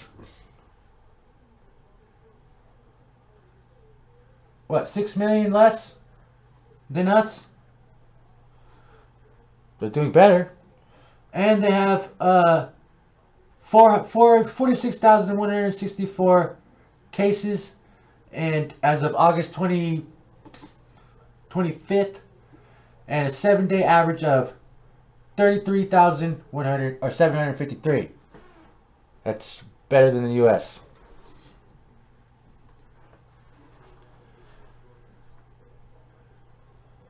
South Korea has a total case number of 243,000, much less than America. As of August 25th, they have 1,878 new cases and a 7-day average of 1,787. Much better than America. It would seem that you are very wrong, Mr. Trump. You are very wrong. You gotta get your kids back to school. And the mask issue is interesting because Fauci said masks are bad, and now he's a radical masker. Now he wants you to wear 15 different masks at one time. Yeah. I don't know. He also told me he was a good... Now, so supposedly, Fauci said masks are bad. No, he didn't. But now he says they're good, and he wants you to wear 15 of them. No, he doesn't. Great athlete. Then I saw him throw out a pitch at the baseball. Here we go with more rambling. Great athlete, sir. You did? Really? Oh, that's good. Then I watched him on television. That's not an athlete. The ball almost went to first base, didn't it? The issue here is not about whether to leave Afghanistan. The issue is Joe Biden's staggering incompetence and gross negligence. He doesn't know where the hell he is. You think he's running? Here is not about whether to leave Afghanistan. The issue is Joe Biden's staggering incompetence and gross negligence. He doesn't know where the hell he is. You think he's running the government? He's not running the government. Creating the greatest strategic humiliation that we've ever seen as a country, and it was something that... Actually, I think most people actually agree with Biden getting our troops out of there, because we were doing more damage being there than not being there.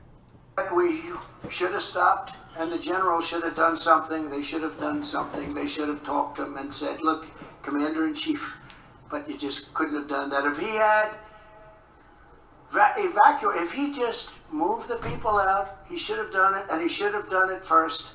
He had to have done it first. You know, sometimes in life decisions are made, and when those decisions are made, if they're bad decisions, you've got to get away from them, and you've got to get away from them fast. And if you don't get away from them, you're not going to have a country anymore. You know, I said about elections, if we don't have great elections, if we don't have borders, if we don't have the things that are being taken away from us, we're not going to have a country anymore. And certainly, we're not going to have a respected country anymore. See? He still thinks that the fucking election was stolen, even though they have no evidence of any fraud, any actual fucking, like, substantial fraud, fucking anything that would make a difference. They're still doing the audit on the votes. Still no evidence. Still no fucking reason to be questioning the election. It's only the reason why he's questioning is because he lost. He said it all the time. He says it all the time. He's like, if I win, it's cool. If I lose, it's fucking fake. He says it on everything that he does. The dude's an idiot. Okay? That's the reason why they're trying to do the voter IDs is so they can suppress Democratic votes and win elections. Democrats aren't pushing for voter ID. It's the Republicans. Democrats are trying to keep them from pushing their voter suppression laws. Because there's no reason for them to try to change the laws with no evidence. So what is the reason? Because they want to suppress fucking Democrats and socialists. So they can continue to win elections and do their own fascist regime. Me in office, the Taliban would not have ever dreamt of capturing our airfield or parading around with our American weapons. Did you see all those guns they have? Who recognized those guns? Because they're the same guns you had. We made them. How did they get those guns? There would have been no Oh, we made them? How did the Taliban get our guns in their hands? Because you were doing fucking weapons deals with them, weren't you? Who recognized those guns? Because they're the same guns you had. We made them. We made them. There would have been no emergency embassy. How did they get them, Donald Trump? Because it sounds like you just admitted to giving them our fucking weapons.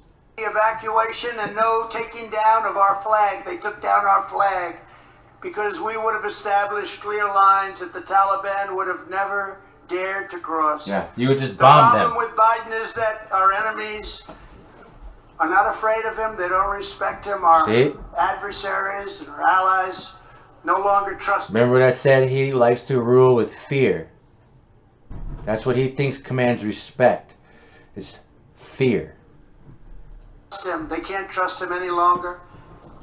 Remember he went back and he went to Europe and they didn't know what the hell was going on.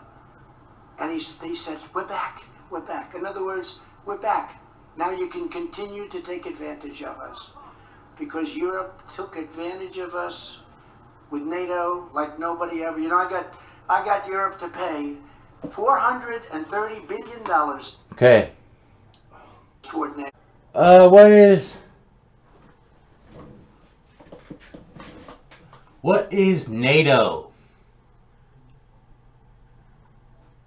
The North Atlantic Treaty Organization is a military alliance between the United States, Canada, and their European allies. It was formed in the wake of World War II to keep the peace and encourage political cooperation in both sides of the Atlantic Ocean.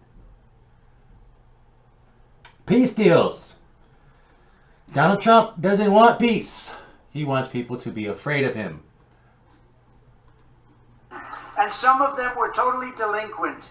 They didn't pay. And I said, you got to pay. They said, sir, what would happen if we didn't pay? Would you protect us? I said, if you didn't pay, I would not recommend protecting you. And it was amazing how fast that money came in, right? That money came in. That money came in fast.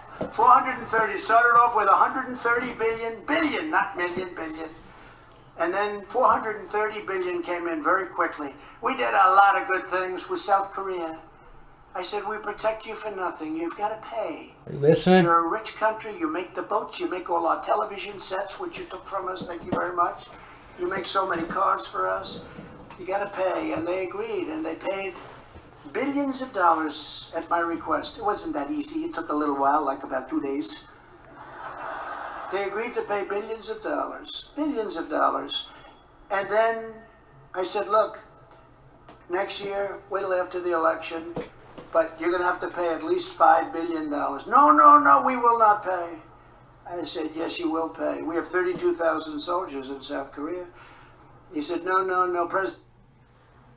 Ever heard anything like that before? Hey, we're protecting you. Yo, we stopped these guys from doing something to you. I think you owe us money. You need to pay us $4 billion. And then next year, you're going to pay us $5 billion. Oh, we can't pay the $5 billion. Oh, yes, you will. Because we have 32,000 troops in your fucking country. That's extortion. That's my boss bucking extortion for protection. He extorts people. It's fucking extortion. Hey, we're not going to protect you. Oh, we've been protecting you. I think that you owe me money. So you better pay me $4 billion. If you don't pay me $4 billion, we're going to stop protecting you. And next fucking year, you're going to pay me $5 billion. And if you don't, we got 32,000 troops in your fucking country. So you better come up with the fucking money. That's a threat. It's extortion. That's fucking Donald Trump. President Moon, nice man, good man. But he said no, which he should say. Why should he when he's been, succouring us for so many years? So he said, no. I said, you're going to have to pay $5 billion. But, look, this is a very unpleasant subject. But still, is this the greatest place to be in the world? At a Trump rally, right? The greatest place to be in the world is at an Alabama Trump rally. Look at how they fucking strategically place black people in here. They're like the only ones in the crowd. So like, you guys need to get up front, okay? Because we need you right in front of the camera to make black people think you like us. Listen to talk about it. But sometimes you have to think and talk about unpleasant things. But not only is it Biden and the embarrassment to the United States abroad, his radicalism and extremism is currently destroying our nation right here at home. And nobody understands that better than Alabama. Nobody. Remember when Biden used to go and say, like, he's in Iowa, and it'd say, it's great to be in Idaho. Sir, you're in Iowa. He would do this all the time. He was in New Hampshire. It's great to be in Maine. It's in the most secure border in U.S. history, and they turned it into the greatest border disaster in American history, probably anywhere in the world. They're emptying their prisons out into our country. And I'm not just talking about Guatemala, Honduras, El Salvador, Mexico. I'm talking about Middle Eastern countries. That's not true.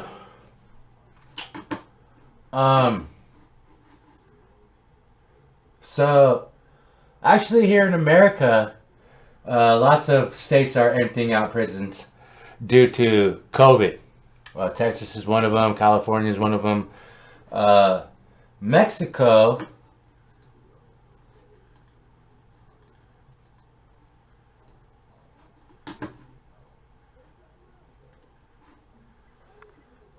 Other places around the country are also doing the same thing because of COVID. Well, Mexico has been releasing people because of the mistreatment of their justice system. So with people that have spent their time in the prisons, they're being released, or people that have been tortured or something like that, they're being released because they're trying to do better in their justice system. And the thing is, with here in America, fucking conservatives are all super concerned about Mexicans coming across the border. So the U.S. is worried about the people leaving the Mexican prisons and stuff and coming here. They're just worried about it, even though there's no definitive, they're definitely coming here. They're not emptying their prisons into our country. It's just that people like fucking Donald Trump don't want other people coming into our country, so they automatically label everybody a criminal and you can't come in. So that's what's going on with the prisons. But here in America, they're emptying prisons too, so you can shut the fuck up. We'll really be in trouble. We'll really be in trouble. Under my administration... See, that's, the racist fear-mongering, okay? That's all he does, is racist fear-mongering. 100% racist. Where he fear-mongers about Middle Eastern people, it convinces you guys to hate everyone that's Middle Eastern. So, you say if one person fucking is bad, the rest of them are bad. So that's why he labels the entire fucking group of people bad people. But our Homeland Security has warned us about domestic extremists, terrorists. So why the fuck are you guys still here? The ridiculous catch and release. You catch somebody. They don't warn us about people from Yemen. They didn't say anything about black people or Mexicans. They said it was right-wing extremists. So why the fuck are you guys still here? Shouldn't you have been iced out this motherfucker already? And you released them immediately into our country. We ended asylum fraud. We deported record numbers of criminal aliens. We negotiated historic agreements with Mexico and Central America to stop illegal immigration. And we built all of that wall that I just talked about. But we had a stay in Mexico policy. You can't come into our country. I'm sorry. Can't come to country. Stay in Mexico. I'm sorry. Biden ended it. He ended it. But you know what happened? Yesterday, we won in court, and a very wise judge said, we're allowed to have stay in Mexico. Thank you, Judge. We're allowed to have it Thank you, Judge. because we attacked the Supreme Court with our Republican fucking puppets. I mean, they used to stay in the United States, and then you'd never find them again. You stay, and, you know, some of these people are seriously tough criminals. I achieved a 90% reduction in illegal border crossings. Think of that, 90%. It was going to go much higher. And brought illegal immigration to a virtual halt. It was the lowest levels ever recorded. Bruh. And you could come into our country, but you had to come in legally. Finally, we did it, but we had to win a lot of court cases. Many of those court cases started against us by Democrats in Congress.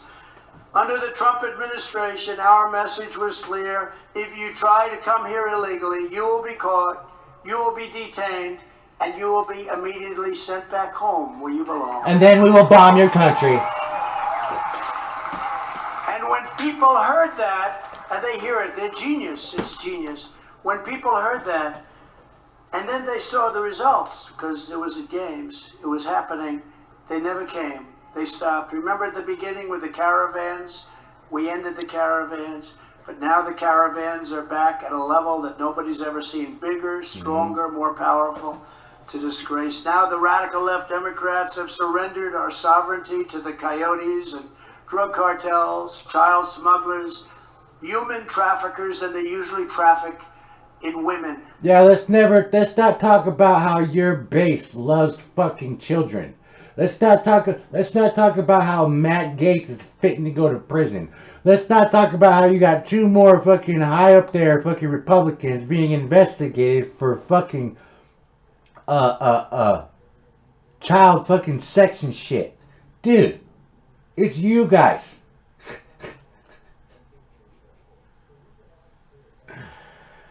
Biden stopped when he said, come, you're welcome. Okay, Biden never said, come, you're welcome. He didn't eradicate the fucking borders. Kamala Harris has always said, don't fucking come here. Because our country is shit. It's not safe. Our country is not safe for black and brown people. If you come over across this country, one of these guys is going to pack their RV full of fucking napalm and try to blow your ass up. I don't know if he knew. Do people think this is a good thing, what happened?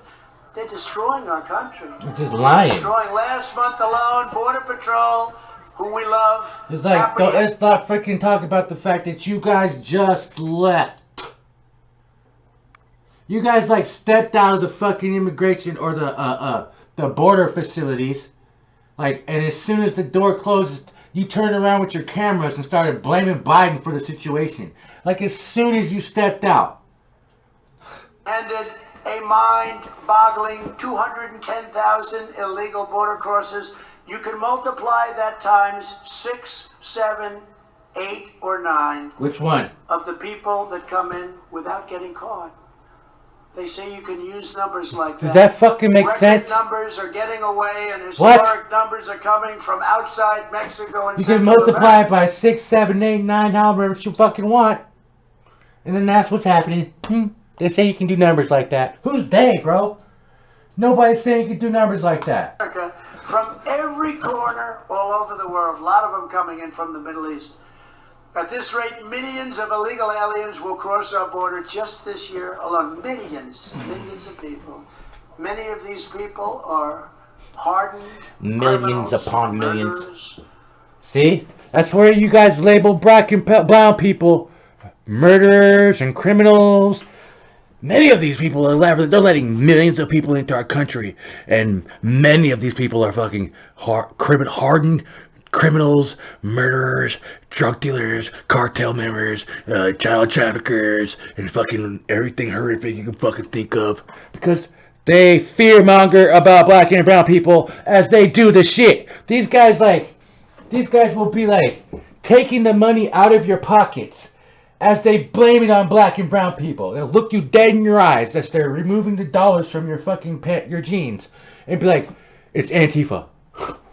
Antifa's doing this to you. It's the Socialist Democratic fucking Party. Give me your shit. Give that to me. Oh no, you can't have that either. It was Antifa that did this. Again, think of this. Just think of the statement. They are emptying their jails. No, they're not. The United States. Think of that. No, they're not. People don't know what that means. They are the fear-mongering. Meanest jails. They're emptying them into the United How about Texas emptying their jails? How about California emptying their jails? Is a super spreader disaster that will bring new variants into our nation. Wait.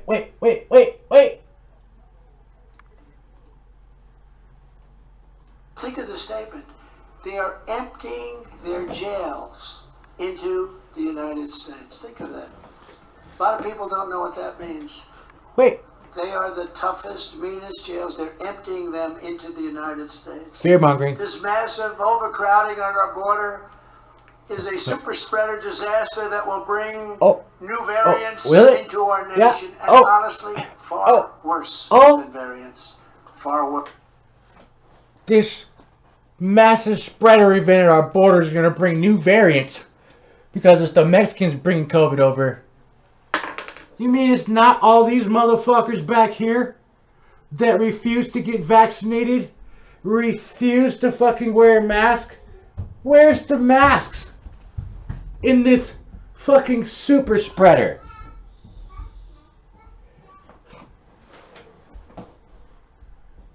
Just projection, no self-reflection whatsoever. Dude. Worse. MS-13 is being replenished to levels never seen before. It's not. The new variants are not going to come from these super spreaders. Just the brown fucking super spreaders. Stupid. And they're not. They catch COVID when they get here because of you dumb fucks. I brought MS-13 through ICE of a lot of these gang members, and they'd start fighting. All these guys that I know, my friends in the first row, I know every one of them very well. Not one of them would do this job. And if they did, they'd be knocked out in about 2 seconds. Talking about ICE. They wouldn't do it well. They wouldn't want to do it. ICE these are brilliant, great, tough, strong, but more important than anything, patriotic people. They would go into these towns and they would get these hardened criminals that loaded up with weapons, and they would get them the hell out of here. Loaded up with weapons, and they'd get them out of here. There's a documentary on Netflix you can watch about ICE, and you could see all of the hardened criminals, the ones that, you know, like the fathers that were taking care of their family. They didn't have the fucking weapons or drugs. They were just hardworking citizens here. It just happened to not be, or had violated their green card somehow. Okay? So he's labeling all them people hardened criminals, drug addicts, loaded up with weapons, fear-mongering, as he removed innocent people from our country. There's a documentary on Netflix for you. Go watch that. Tell me, how many of these hardened criminals got removed? Oh, here's one. Scalding hot beach. I fucking don't advertise beer on my shit. That's Joe. We rarely get to watch someone being deported as it's happening. Tonight, a year-long odyssey for one teenager who grew up feeling like a second-class citizen and whose deportation raises questions of who deserves to be an American and who does not. Hardened criminal, right?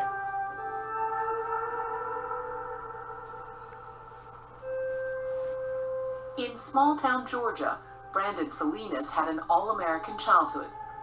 I played ultimate frisbee. This is Brandon. Good kid. Look at the family. Do they look like hardened fucking criminals loaded with weapons?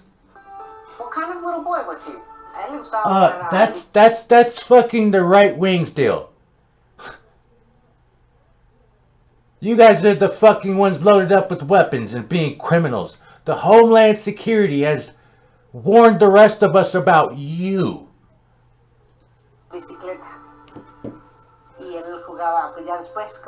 Alright, so this young lad here was born in Mexico. Okay? This is what made him illegal. Is because he was born in Mexico and then his parents brought him over to USA. He's doing just fine, lived up to like I think he's 16 now. Then he got caught with marijuana. With some weed. So he's got to go through the ICE deportation shit. Because of some weed. Because weed makes you a hardened criminal loaded up with weapons and murderous and fucking whatever the fuck. Fear-mongering.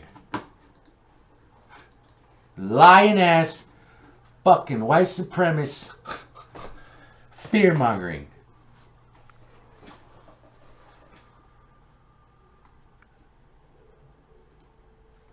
That's just one.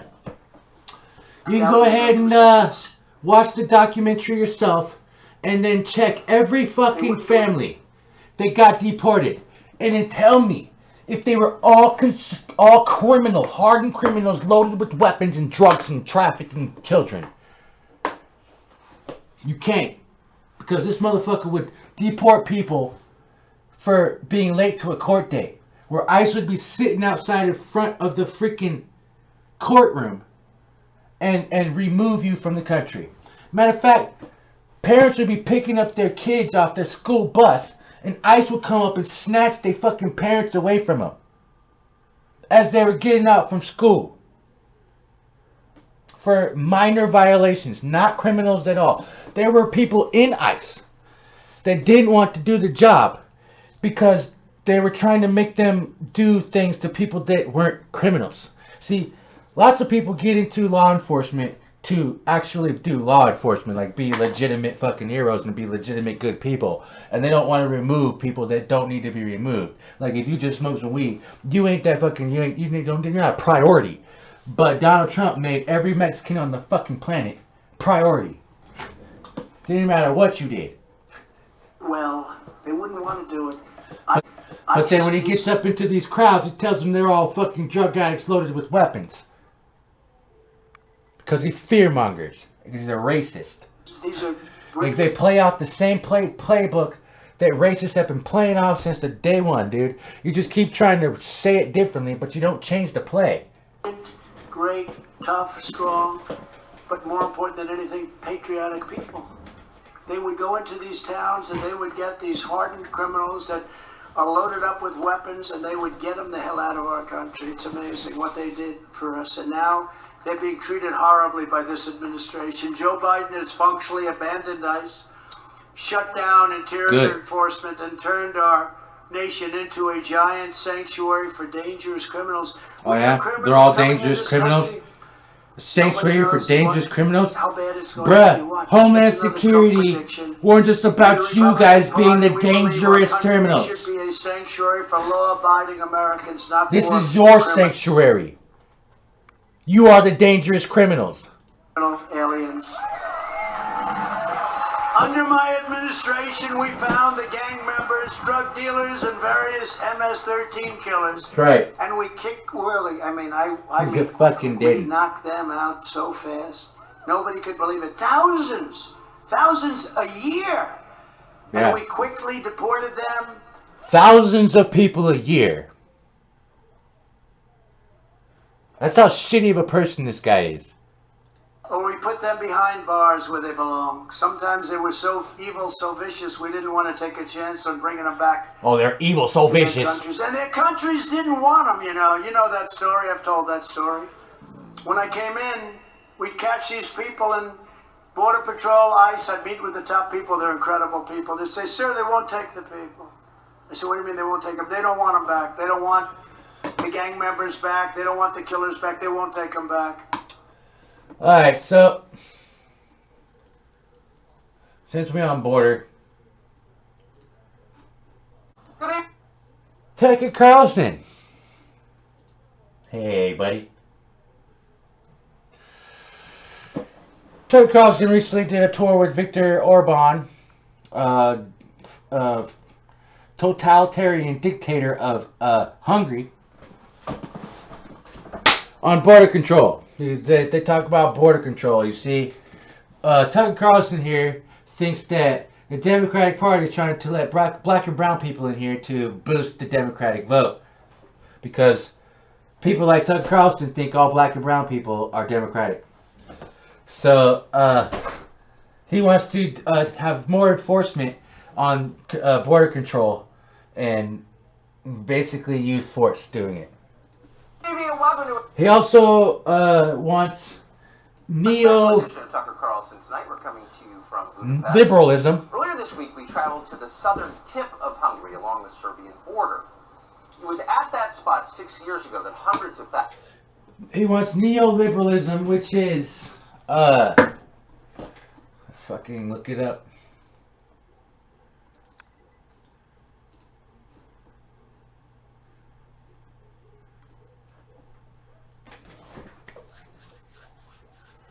Neoliberalism is a contemporary use to refer to market-oriented reform policies such as eliminating price controls, deregulating capital markets, lowering trade barriers, and reducing, especially through privatization and austerity, a state influence in the economy. So neoliberalism would basically give capitalists free reign to do whatever the fuck they want. And he's mad. Tucker Carlson wants neoliberalism here in America. He wants strong borders to keep Mexicans and black people out because it's not fair to white people, because he thinks that there's more black and brown people here in America than it doesn't allow for white people to get their Republican vote. But Tucker Carlson is, and the conservatives are the ones that like blanket all white people. You know what I'm saying? They're the ones that blanket all white people as racist and shit like that, and then turn around and try to say it's the Democrats saying it, but it's them. They think people are like them. They think all white people are like them, but not all white people are like them. So they run around talking like they like everybody's like them. It's fucking crazy. But here's another one. See him saying, get Labor Day deals now on Ring Alarm Security Kits. Protecting what matters most is simpler than... So the Biden administration started doing all kinds of things almost immediately after Joe Biden was inaugurated in January. But the very first thing they did, the first big policy change they made, and the one they've stuck to most assiduously, has been to open our southern border, not simply to Latin America, but to the world. See? The left now wants non-citizens to vote. See, Tucker Carlson's pushing shit, saying that fucking the Biden administration is letting black and brown people in here to outvote white people. That's what the fuck he does, dude. He's I don't really need to tear apart Tucker Carlson because he dances so close to being face-off fucking racist, fascist piece of shit that I don't really need to tear him apart. Like, there's plenty of people around that tear him up And like, if you don't fucking know what he's saying, then you need to. You need to, like, listen. Because I bet if you don't know what he's saying, you need to, like, do some research. Or if you do know what he's saying, then yeah, you know for sure that Tucker Carlson is a fucking piece of shit. Unless if you agree with him, then you're a piece of shit with him. See, we only have honest politicians in our country, right? Like Mo. See, we only have honest politicians in our country like Mo. Bro, you've told like fucking 3 billion lies since you've been in office. Or since your whole life, bro. All you do is lie. That's true. Honesty my ass, man. We understand and we've understood very much in America First that immigration security is national Just security. incredibly and that's stupid. why we instituted the travel ban. Remember the travel ban? It took such heat where I was able to get people that came into our country from very tough countries, very, very tough countries, and I was able to stop them from coming to our country. What did they call it? We didn't want to have our stores blown up. Oh, no? We didn't want to have buildings set on fire. Oh, no? And death and destruction. Oh, no? You didn't want to have buildings blown up? You didn't want to have things set on fire, death, and destruction? Okay, then, how come we're on fire right now?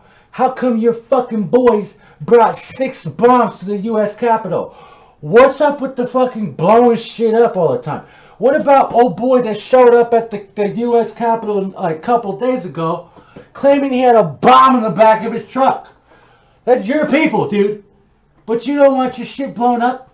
That's your fucking main... Dude, this whole thing, you've been talking about bombing people. Your guys' main, like your source of, like, of attack is, like, shooting people or blowing them up. So what do you mean? You don't want shit. You guys are geared up and ready to blow shit up right now. So... we lost at the lower court, we lost at the second court, and then we won at the lying ass motherfucker. court. All the worst atrocities that have been committed on American soil have been done by right-wing extremists. And guess what you guys like doing? Blowing shit up. And to show you how dishonest the press is, recently they wrote about it. They said he lost in court, and they were right. And without that travel ban, you would have some really bad people in here from places in the world that are evil. So those places in the world are evil. And without that travel ban, we would have very, very, very bad people in here because you never know. You know, those are bad places.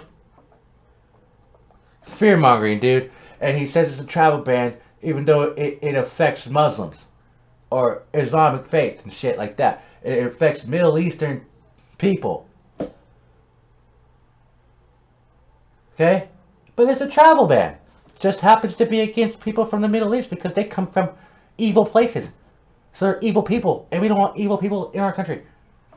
Then why the fuck are you people still here? That's my question. Why the fuck are you people still here? And it was a great thing. I took a lot of heat over that travel ban. People said, that's not nice. They all like to call it a Muslim ban. It wasn't a Muslim ban, right? That's what it is. The captain is supposed to wait and watch and work. But we're seeing what happens when you have dishonest and rigged elections. This is what happens. This is what you get. Our nation is being destroyed from within by people who have no right to destroy it. Oh yeah, we're the ones destroying it? They have no right to destroy it. As everyone here understands, you the guys 2020 election, that presidential election, you guys which keep was spreading such a COVID. big day, You guys are entitled fucktards.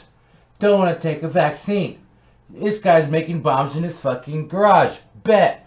You guys are fucking not vaccinated, not wearing masks, spreading COVID around you right now. You guys are destroying our country with your right-wing extremism. Homeland Security is fucking watching you. Not us, because we don't blow shit up. You guys blow shit up.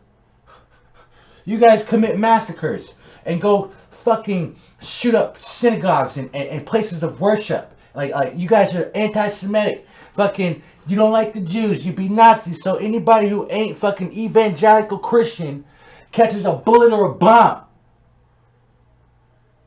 That's you guys. How come you haven't tried to find and establish yourself in the fucking city of Atlantis? Like, learn to breathe at the bottom of the ocean and get the fuck out of our country. 10 o'clock, it was over. Go down as the most corrupt election in American history, and almost probably in any history. The evidence of the fraud is monumental, and is it? More is Where is out. it? Just Where recently, is Wisconsin election officials admitted they removed more than 200,000 voters. By the way, that's 10 times more than I need. Who to did? Win. When? 10 times more. Show me. References, please. 200,000 from the voter rolls, and they did it. Unfortunately, why didn't they move them before the Let's election? see it. They removed them after the election. Oh, thank you very much. No, your boy Lindell didn't come they through. removed these names after the Let's election see it. was over. Approximately 20 times more than. Remember, I'm not the one trying to undermine American democracy. I am the one trying to save American democracy. What? Is that another one of your guys' like redefinitions? You're trying to redefine democracy by the numbers speak for themselves. We got 12 you trying to redefine fucking fascism by labeling it democracy? Because how the hell are you guys at all democratic? million more votes than in 2016. I was told by the best. Fast forward. 55% want audits of the. But it is true, you know, early on. I'm so done with this shit. One other thing. A couple more things I wanted to point out here. Because of, you know, talking about border and vaccines and stuff like that. Well, there are reasons why things happen and things that are kept from us. And America is not as fucking innocent as you think they are. Or think it is. You see, Mexico City, or Mexico is suing the U.S. right now. U.S. gun companies. Because of the overflow of their guns, their guns making it into their country and contributing to fucking violence there. Hitman from I think it's Jalisco New Generation Cartel rolled into a swanky Mexico City neighborhood on the morning of June 26, 2020, planning to assassinate the capital's police chief. They carried 3 Beretta 50 caliber sniper rifles, a Smith & Wesson 9mm pistol, and a 5.56 millimeter caliber carbine, a Ruger 5.56 millimeter caliber rifle, and a Colt 5.56 millimeter caliber carbine. After a terrifying shootout, 2 police officers and a civilian were killed. The police chief was wounded, and a drug cartel once again showed that it is armed like special forces. Could that be because the NRA is doing fucking business with the drug cartels down there? The incident is featured in a unprecedented lawsuit by the Mexican government to expand responsibility for gun violence. On Wednesday, the Mexican government sued American gun makers for distributors in the U.S. federal court for damages caused by illicit firearms. The defendants include Smith & Wesson, Beretta, and Ruger, and Colt, and several others. So America directly influences the crime in Mexico to make money. Vaccines. Some of you guys out there were wondering about the vaccines and who pays for them. Vaccines are paid through government funding to government-funded science facilities, science labs that do research on things like this. Virologists. So credit has been given to virologist Dr. Barney Graham, who has done extensive research on vaccines and viruses and things like that, and his findings and whatever have contributed to the making of the vaccine.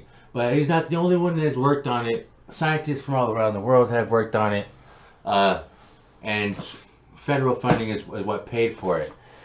We bought the vaccine because we're a wealthy country, and we hoarded it. And right now, people aren't taking the vaccine, while other countries are in desperate need of the vaccine. So we're still keeping the vaccine. So, but at some point in time, that vaccine might be given away if people still don't decide to take the vaccine, because, you know, there's Barney Graham, PhD. That's him. That's not Donald Trump.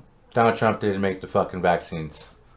It was federally funded. Scientists fucking made it. Scientists did research all around the world to contribute to the making of the vaccine.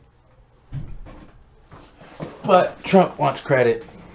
It was all federally funded. Federal funds come through our taxes and stuff like that. So we don't have to pay for them out of pocket. Nobody's paying for them. They're free. It's a worldwide pandemic. The reason why the pharmaceutical companies get money, because they take the federal funding. And then with capitalism and shit, if you got the fucking virus or the vaccine, you gotta pay to have that stuff. I mean, that's how wealthy people work, man. They don't care about nobody but their pocketbooks, man. So of course they're gonna try to make money. I knew that shit before this shit. I fucking, like, one of my first videos, I said that shit. Fucking, remember the fucking Mafia fucking parody? I want to thank you, Snaky Cats, for joining me tonight. It seems we have ourselves an opportunity. A virus has been plaguing our people. You see, the first to make the vaccine is going to be very rich man. Fucking know it, man. Fucking knew it. It's extortion, it's exploitation it's what capitalist people do. You know what I mean? Things that you need to survive, they're going to put their name on it and then charge you everything you fucking have to have it. Otherwise, you're going to die.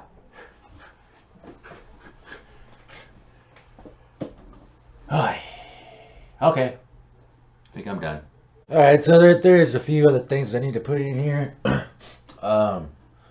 With this Trump rally. Here's the part where he says, what about that statement before it happened with the disaster that we're witnessing in Afghanistan? Joe Biden is a failed president. He will always be a failed president. He's ushered in one calamity after another. When I left office, I handed Biden 3 vaccines to end the pandemic in record time, as I said, and yet, under his leadership, the virus is surging back. Could you imagine if I were president and the virus was surging back? It would be, she said it wouldn't be. It wouldn't. Can you imagine if he were president and the virus was surging back, and then some lady in the fucking crowd says it wouldn't be, as they all refuse to get vaccinated. They all refuse to wear fucking masks. They're delusional. Dude. No, the virus wouldn't be, we'd be just fine, just not doing jack shit. Yeah, that one's actually tougher than the Taliban, I must be honest with you. Just fucking make shit up. Alternate realities. And threatening new restrictions. Alright, here we go. Here's the part I wanted to put in here. The radical Democrats are also pushing a $4.7 trillion spending bonanza that is nothing but a down payment on the socialist Green New Deal. Build your buildings. Please don't put windows in your building. That's one of the ones that... build your buildings. Please don't put windows in your buildings. What? We're just gonna build windowless buildings? We don't want windows to be in the building, and if they are, they want to be very small. Take the buildings down in New York and build new buildings with smaller windows. Take the buildings down in New York and build new buildings with smaller windows or no windows at all. I don't think that's happening. The phony infrastructure bill and the budget proposal, their package would abolish the suburbs. Totally abolish. They said I lost people in the suburbs. I'm the one that got them to stop building horrible, low-income housing that was going to destroy the suburbs. And they're saying that I didn't do well in the suburbs. I think I did. Hear that? Who predominantly occupies the suburbs? Race-wise. Okay? Low-income housing. Who predominantly occupies low-income housing? Black and brown people. You know when it was put in place? During the Civil Rights Movement. It's protected under the Fair Housing Act. Low-income housing. That's a direct attack on black and brown people and their civil rights. But I thought you weren't racist. Did great in the suburbs. I lost people in the suburbs. I'm the one that got them to stop building horrible, low-income housing that was going to destroy the suburbs. And they're saying that I didn't do well in the suburbs. I think I did great in the suburbs. That's racist fear-mongering. They're saying if they have fucking black and brown people near their suburbs, it's going to destroy their fucking suburbs. It's a direct attack on the Fair Housing Act. Civil rights. Dude's a piece of shit. It's what happened. You leave all you conservatives, it's how you talk on your media and your propaganda. You leave out all of the most important factors to everything. I mean, we didn't get to cover a few things like Kayleigh McEnany. I was going to talk about her, you know, her lying. I mean, I did talk about her. I was going to show you the video of her claiming that the fucking COVID didn't happen during the Trump administration. And then she says that the COVID was. Like the COVID isn't here anymore. And then here we have another story from the New York Times about people dying in the hospital and still refusing to get vaccinated because they don't like to be told what to do. As they're dying, still stubborn to the day they fucking die. It's like lost cause, dude. Lost cause. So that's it. Hopefully I got enough. I'll check it out. And President, I enjoyed myself.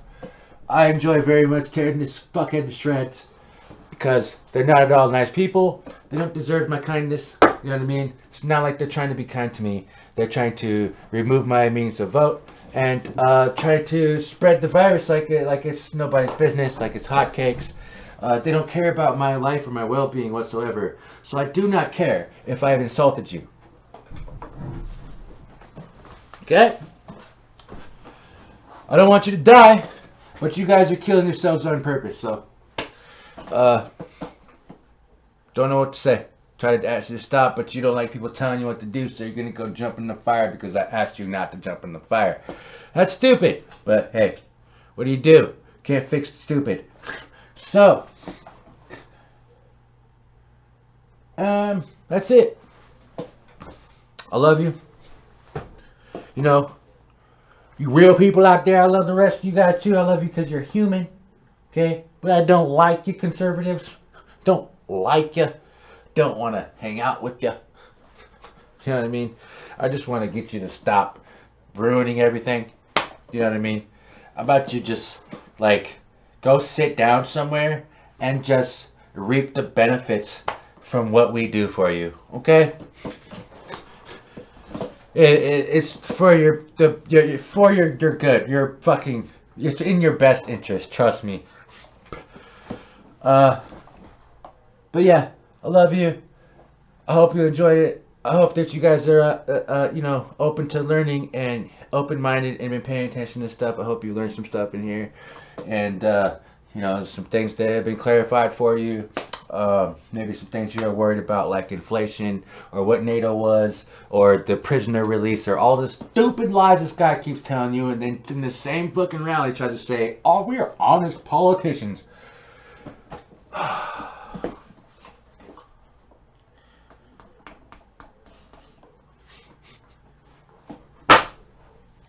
Just the Republican Party needs to become irrelevant politically. Like they need to be like a afterthought. Like hey, you remember when there used to be Republicans in our political fucking government? Good thing they're not here anymore. That's what needs to happen to Republicans, because fuck, dude, Will always. you're killing us all. Your policies and plans aren't viable. Your economic strategy doesn't work. You have nothing. Nothing. You're not good for humankind. You shouldn't be making decisions. Just saying. failed, Brett. So, yeah. Next time, I'm going to bring it 100%. I'm going to bring the fire. And I enjoy this. I enjoyed this one very much so. It wasn't just your mediocre Ben Shapiro. It was Tucker Carlson. It was Donald Trump himself. It was Mo Brooks. Okay? And I'm going to keep doing it. I'm going to keep calling out your lies. I'm going to keep returning the motherfucking favor. You understand? Like, he's ushered you guys vote one calamity after and support horrific things, horrific people.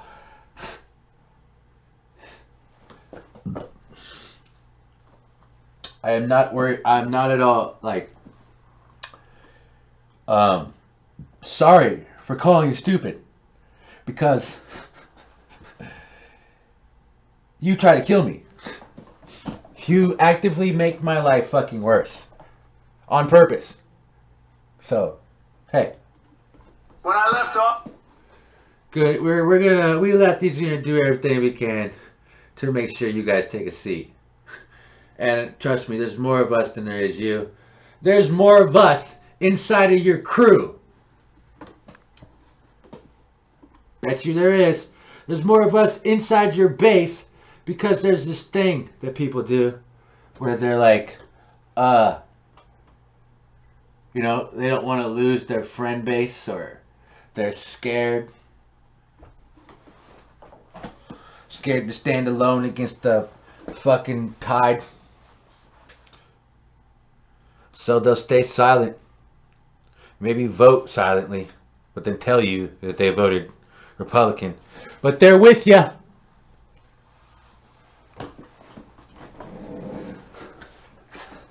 You guys aren't going to stand a chance. You know, like, if you play this game intellectually, you're not going to stand a chance. And anything else you choose is just going to ruin everything for you. And we know what those things are. So, good luck. Love you guys. Take care. Stay safe. Get vaccinated. Wear your mask. Stay away from the people too close to the fire, because then you end up getting burned. Continue to get education. Keep learning. Keep striving for the truth. Keep asking the right questions. Keep critically thinking. Keep having rationality and proper type of logic. Keep loving. Keep trying to preserve life. You know what I mean?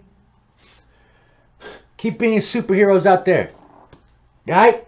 I love you guys. Peace. Catch you next time.